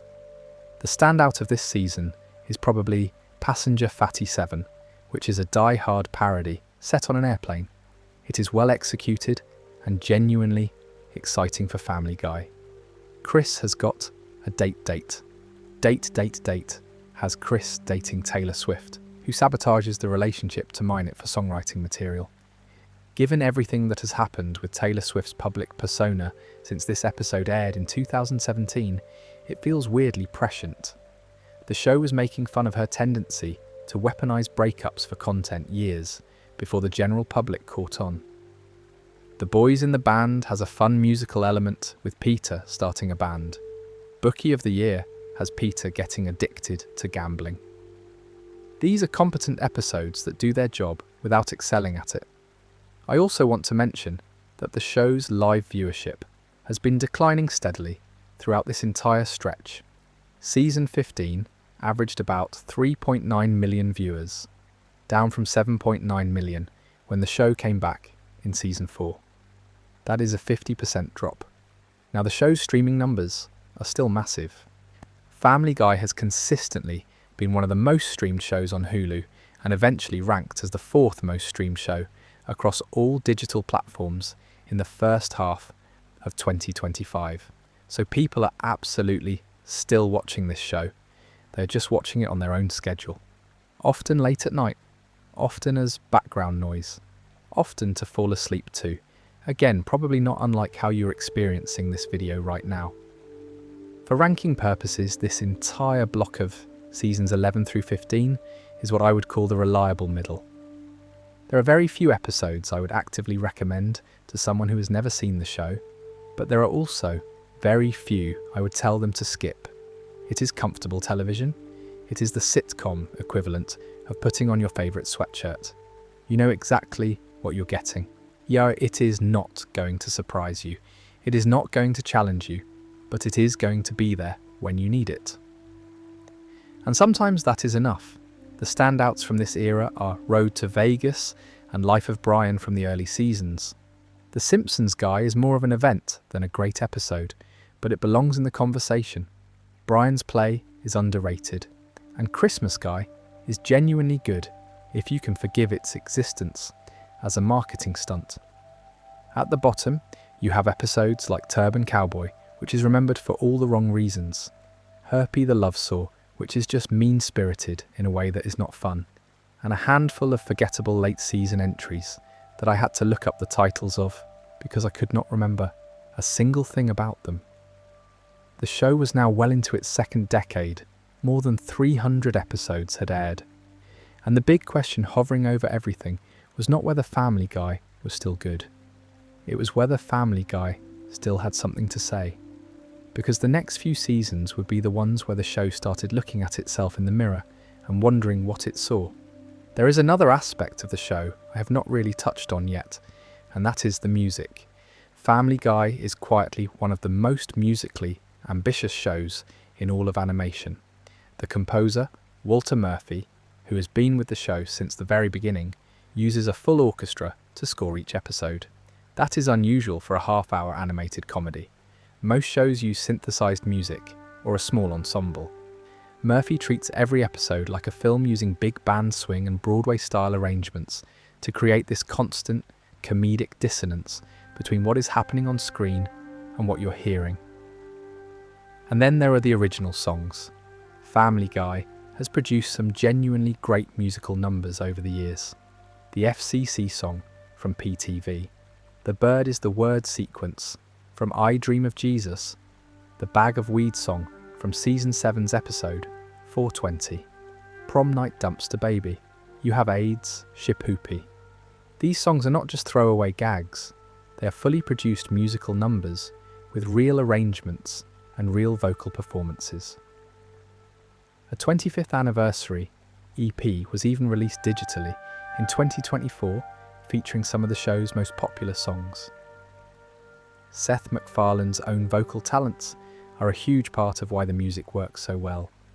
The man is an excellent singer. He has released multiple jazz albums. He has performed at Carnegie Hall. He hosted the Academy Awards. When Peter or Stewie or Brian sing in the show, it is not just a voice actor doing their best. It is a professional musician performing at a high level while in character. That commitment to quality in the musical elements sets Family Guy apart from almost every other animated comedy. I also want to revisit the show's relationship with controversy because it has been a constant throughout the entire run, and it deserves a more thorough discussion. The Parents Television Council made Family Guy one of their primary targets from the very beginning. They filed FCC complaints constantly. They labelled the show Worst TV Show of the Week on at least 40 separate occasions. They accused the show of promoting everything from underage drinking to domestic violence to statutory rape. Whether you agree with their specific criticisms or not, the PTC's campaign against the show was relentless, and it actually had an impact. The show's advertisers were pressured, episodes were censored, content was altered between broadcast and DVD release. And then there are the lawsuits. Carol Burnett sued over a parody character, and the case was dismissed under First Amendment protections.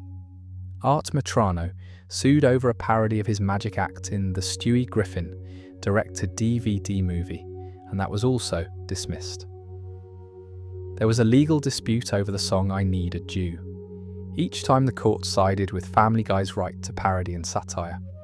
The show has also had episodes altered or pulled after real-world events.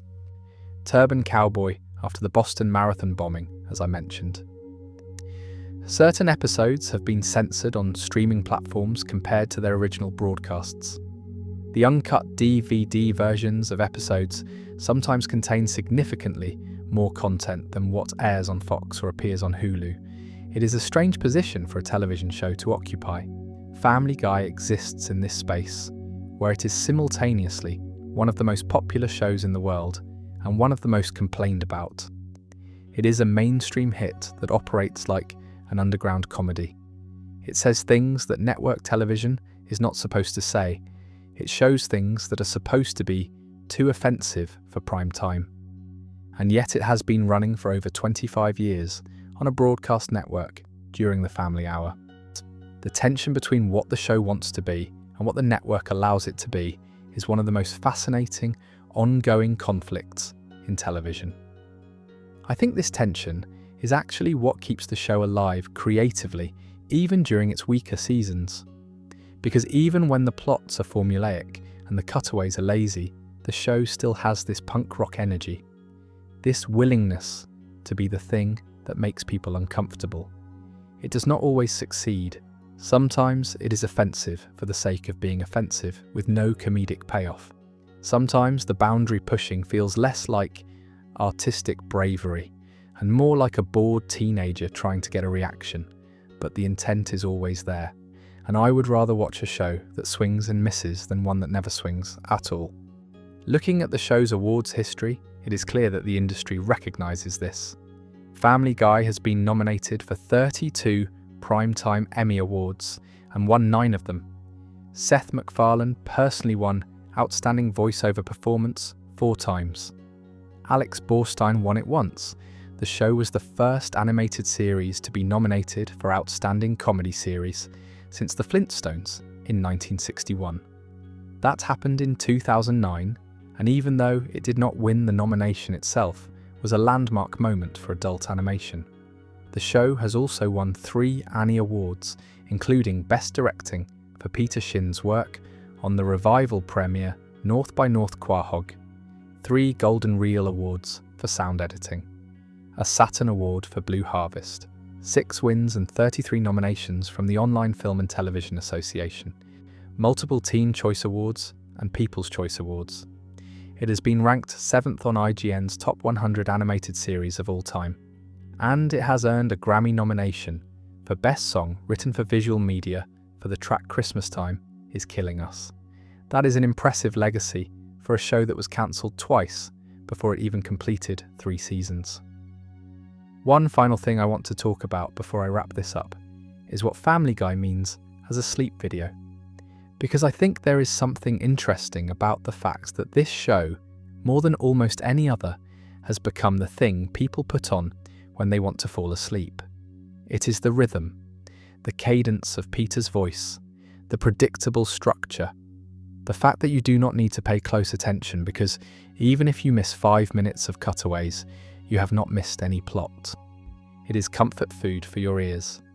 The dialogue washes over you like white noise with occasional punchlines that your half-asleep brain processes just enough to feel entertained without being jolted awake. And honestly, I think that is a perfectly valid way to experience this show.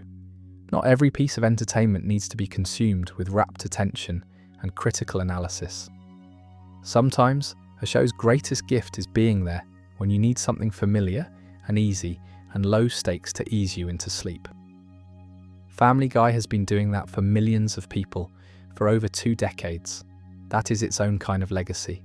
So whether you are actively ranking these episodes in your head as I talk, or whether my voice has become a gentle hum guiding you towards sleep, either way, I am grateful you chose to spend this time with me and with the Griffins. Season 16 is where the show starts to undergo what I would call an identity shift. The cultural landscape is changing around it. Social media is amplifying every controversial joke. The conversation about what is and is not acceptable in comedy is evolving rapidly. And Family Guy, a show built on the idea that nothing is off limits, has to figure out how to navigate that new reality. The season opens with Emmy-winning episode, which is about as meta as the show has ever gotten. Peter launches a For Your Consideration campaign to finally win Family Guy an Emmy. They parody Modern Family and Big Bang Theory and Breaking Bad and Game of Thrones and basically every show that has won an Emmy in the last decade. Bill Maher shows up to tell Peter that Family Guy will never win an Emmy and there is a conspiracy preventing it. The celebrities who appear all point out the show's real flaws. They borrow plots from other media. The episode wrap-ups are contrived.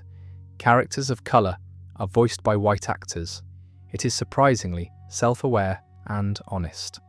Whether that self-awareness translates into actual change is another question entirely. Fox in the Men House has Peter discovering how peaceful women's restrooms are and deciding to keep using them.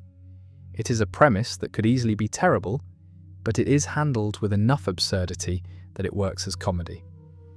The focus is really on how disgusting men's restrooms are, rather than making any kind of statement about gender.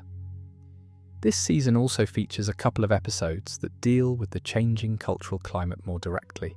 Nanny Goats has the family getting a liberal nanny who starts influencing the kids. HTTPETE has Peter's internet search history being exposed. These episodes feel like the writers wrestling with how to be offensive in an era that is increasingly intolerant of offensive comedy. But the real standout of season 16 is the 300th episode, Send In Stewie Please. This episode is a masterpiece. The entire 22 minutes is Stewie sitting in a therapist's office having a real conversation. No cutaways, no B-plot. Just Stewie talking to a therapist, played by Sir Ian McKellen, about his life, his fears, his identity, and his family. And then the bomb drops. Stewie admits that his English accent is fake. It is a psychological defense mechanism, a persona he created to protect himself from the world. Or, underneath the accent and the sophistication and the superiority complex, is just a scared little kid who does not know who he is.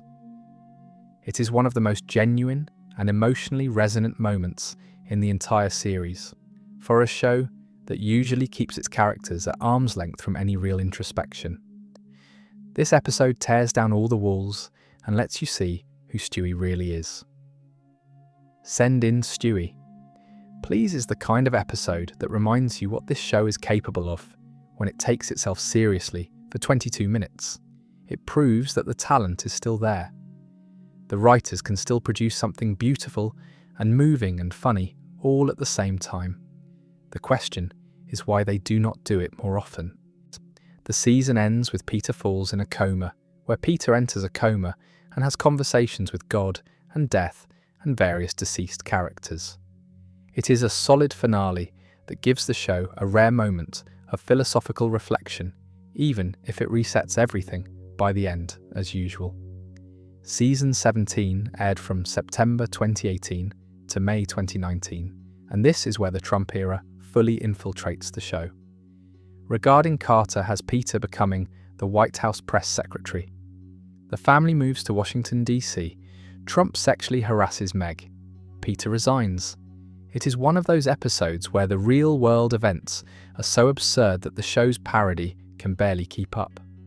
The most notable episode of season 17, for all the wrong reasons, is You Can't Handle the Booth. This is the lowest rated episode of Family Guy on IMDb at around a 4.2. The gimmick is that the voice cast watches an episode in a recording booth and comments on it Mystery Science Theatre style. Sounds like it could be fun, right? It is not. The meta-commentary is not funny. The interruptions are annoying. The audience felt like the show was being lazy, and they were right. It is one of the few episodes I would tell someone to genuinely skip. There are some bright spots though.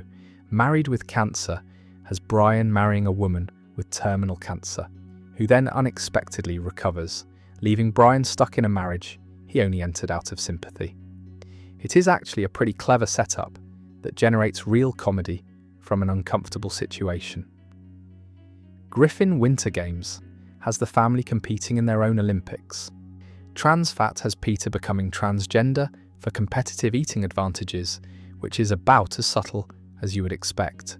Season 18 runs from September 2019 to May 2020, and it straddles the beginning of the pandemic. The season itself was not heavily impacted by COVID, since most episodes were already in production, but there was an 8-week production and broadcast hiatus starting in early 2020, before the show returned with new episodes on April 19th.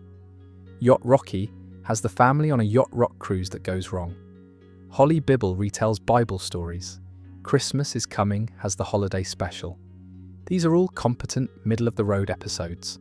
Meg Goes to College has Meg navigating college life. Start Me Up has Brian and Stewie trying to scam a Kickstarter campaign. Peter and Lois's Wedding has the couple retelling the story of how they met and got married during a power outage. It is framed as a conversation and actually has some sweet moments between Peter and Lois. Coma Guy is the season finale, where Peter gets into a car accident after a fight with Ernie the giant chicken and falls into a coma. He ends up on a metaphorical cruise ship with dead characters from the show's history. It is a solid concept, but the execution is a little sentimental for a show that usually avoids sentimentality. I want to take a moment here to talk about something that happens during this stretch of seasons that I think is really important but often gets overlooked. The show starts losing its legacy cast members, not through creative decisions but through real life. Adam West, the actor, passed away on June 9th, 2017. He had been voicing Mayor Adam West since season 2. That is over 150 episodes.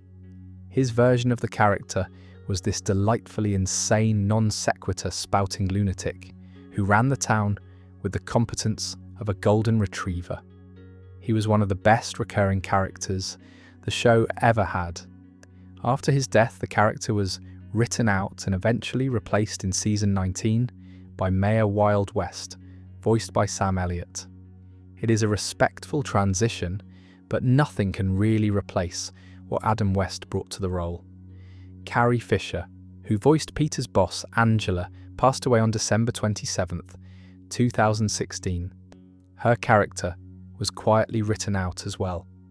These losses are a reminder that even a cartoon exists in the real world, and the real world has a way of intruding on fiction.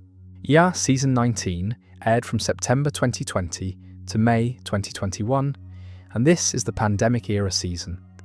The production had to adapt to remote work, with voice actors recording from home studios and the animation pipeline being disrupted. The show even produced a 3-minute educational PSA short featuring Peter, Stewie, and Brian explaining the COVID vaccine. The most significant change this season is the recasting of Cleveland Brown.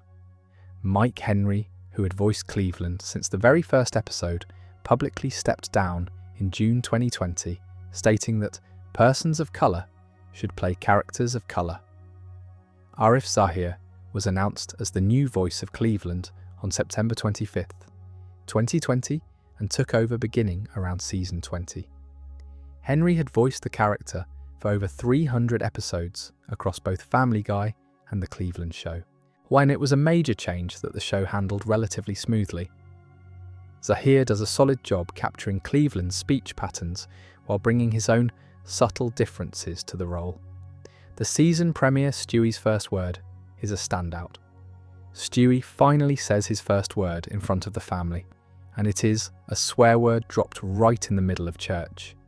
After years of the running gag that only Brian can understand him, this is a big deal. Lois gets shunned by the other mums and has to figure out where Stewie learned it. It is a fun way to kick off the season, played for both comedy and a surprising amount of heart. Meg moves out has Meg finally getting her own place. Family Guy light has the characters trying to be less offensive. Meg's wedding has Meg getting engaged. The show is trying different things with these characters, even if the results are mixed. Season 20 serves as an anniversary season, airing from September 2021 to May 2022. 20 episodes. The live viewership has dropped to about 1.9 million, which sounds dire until you remember the streaming numbers.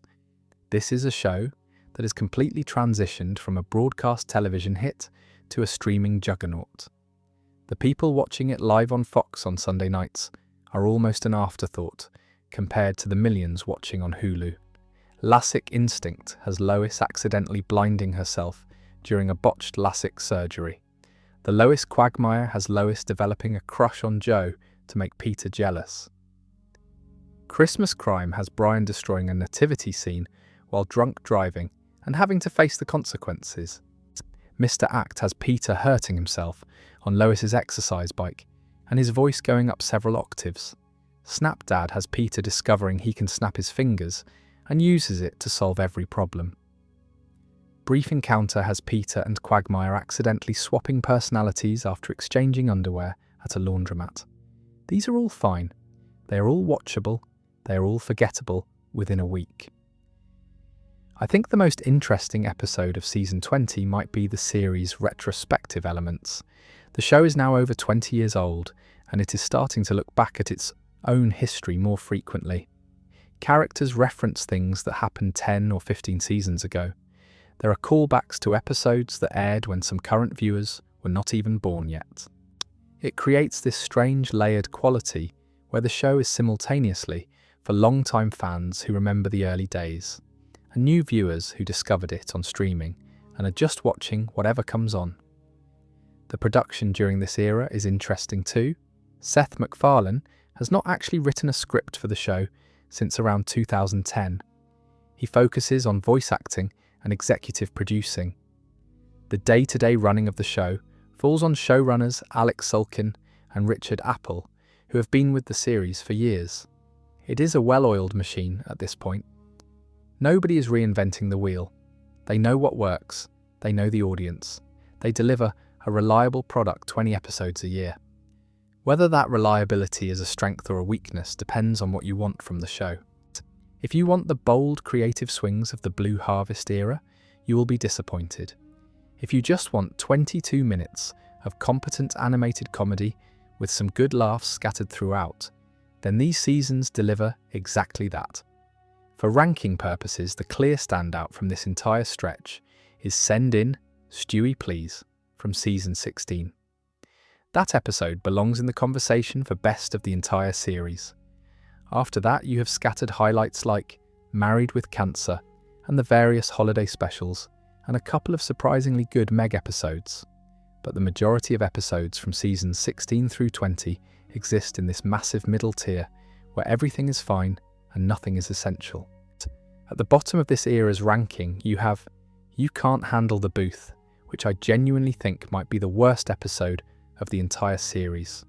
Not the most offensive or the most controversial, but the least entertaining, the least funny, the least justified in its existence, and that for a show that prides itself on entertainment is the worst sin of all. Season 20 also marks the end of what I would consider the modern era's first chapter. From here, the show starts moving into yet another phase with shorter broadcast seasons supplemented by streaming specials. The business model is changing. The way people watch television is changing. And Family Guy is changing with it, even if sometimes it feels like the show's being dragged into the future rather than running toward it. Season 21 aired from September 2022 to May 2023, and the show is now firmly in what I would call its streaming era. The live viewership continues to decline, but the show's streaming audience tells a completely different story. People are not watching Family Guy on Sunday nights on Fox anymore. They are watching it on their phones at 2 in the morning. They are putting it on as background noise while they do homework. The show has become a kind of ambient entertainment. It is always there. It is always on.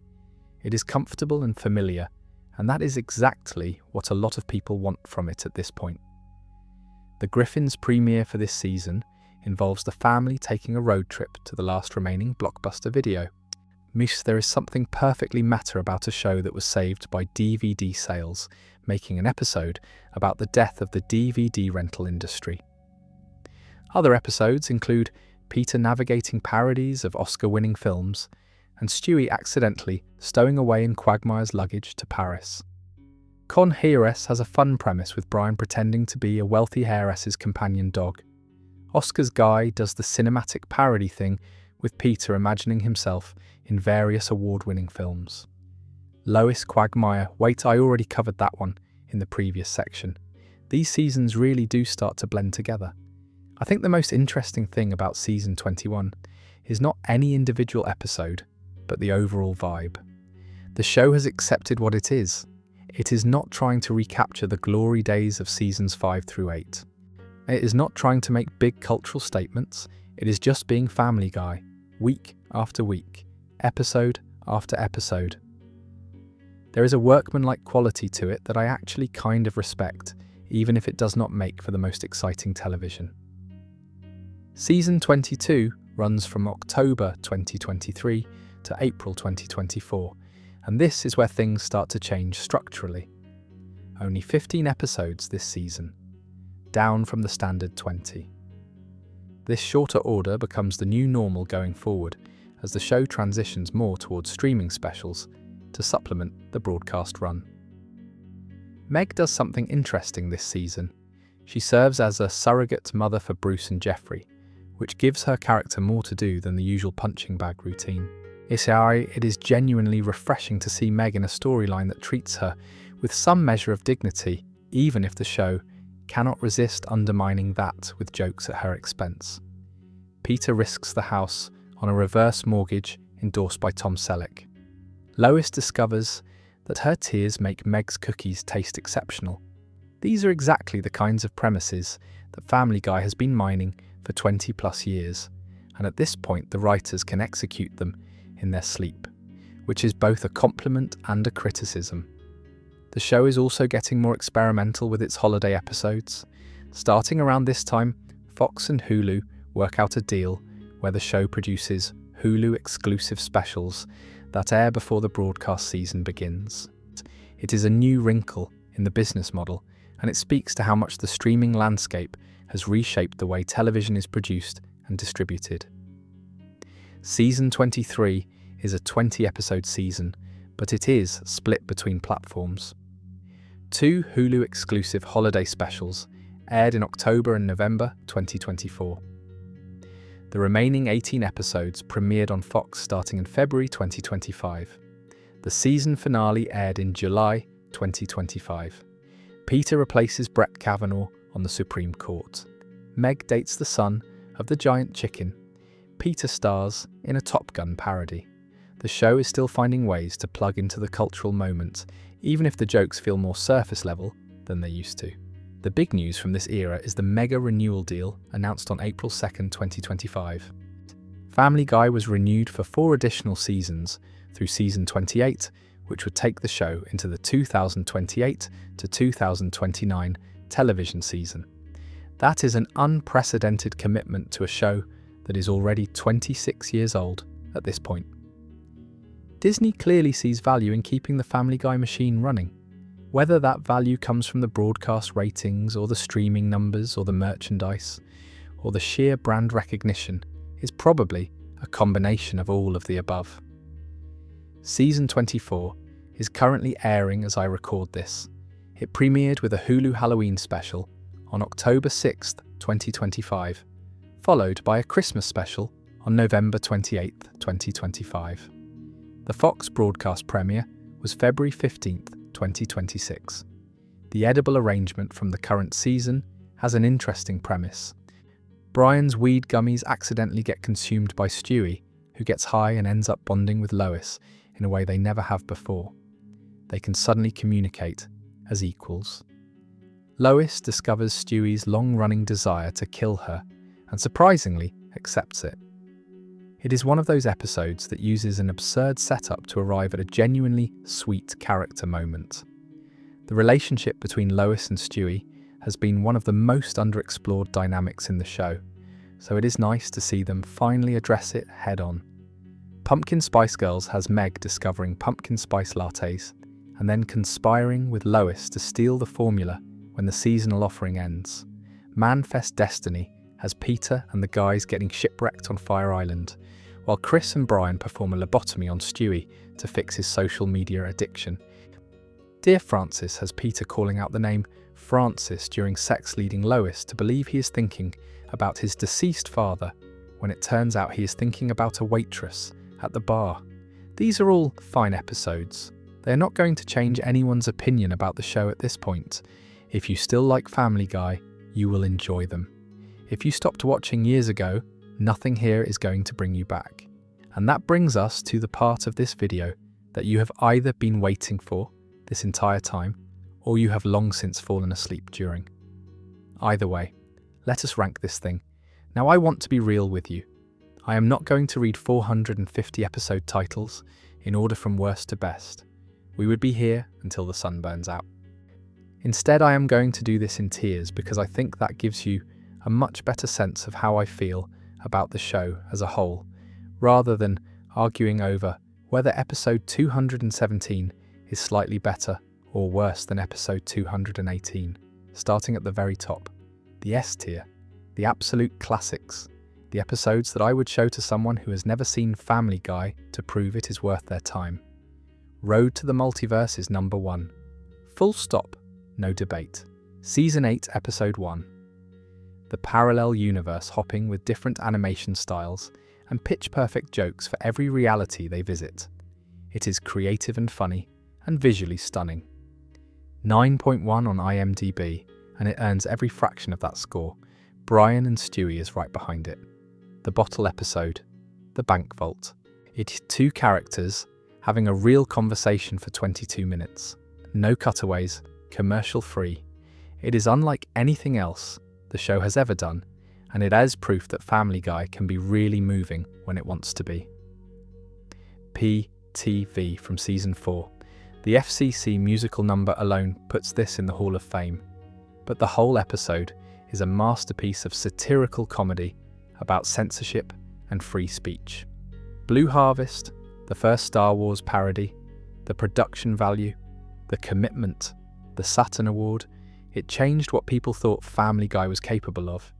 And then there were fewer. The hour-long murder mystery. Genuinely tense, genuinely surprising.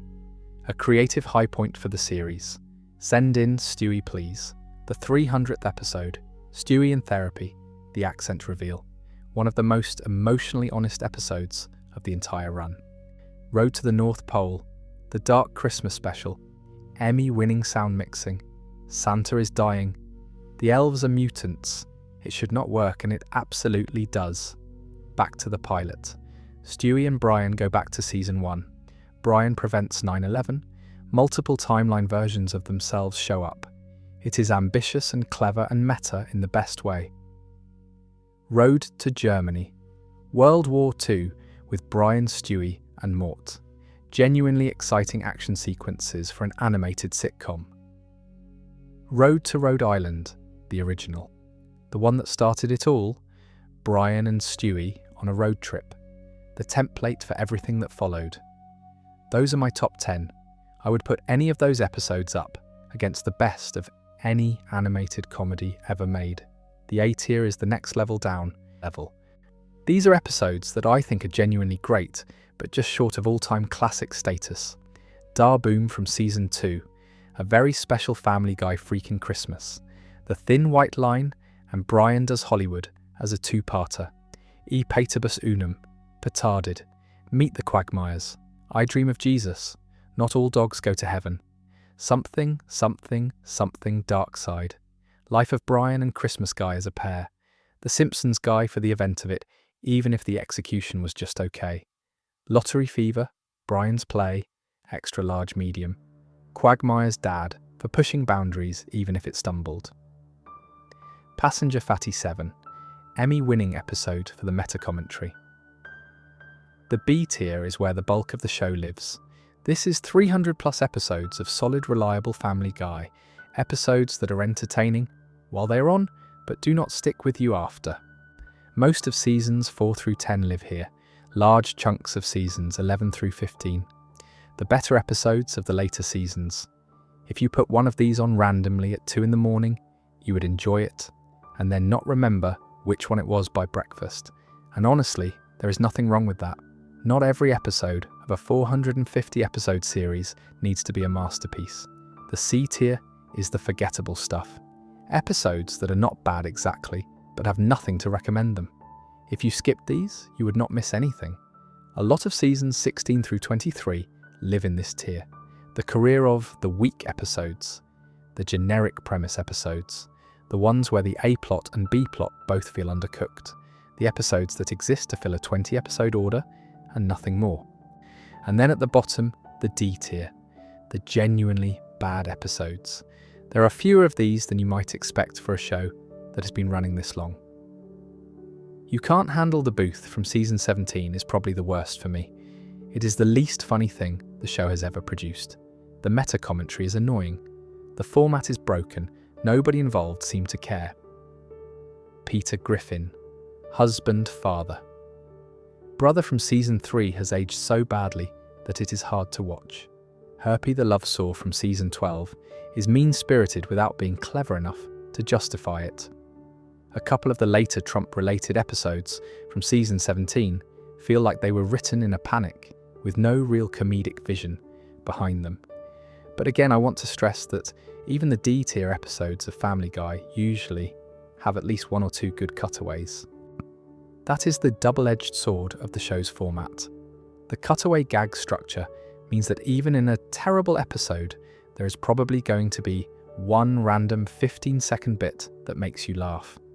It also means that in a great episode, the constant interruptions can undermine the momentum of a genuinely good story. The cutaways giveth, and the cutaways taketh away. So where does that leave us? After going through every single season, every notable episode, every era of this show's long, strange history. Family Guy is a show that should not exist. It was cancelled twice. Its creator was 25 years old when it premiered. It was brought back from the dead by DVD sales in a move that had never been done before and changed the television industry forever. It survived the departure of major cast members. It survived controversy after controversy. It survived the transition from appointment television to streaming. It survived South Park making an entire 2-part episode about how bad it is. It survived everything.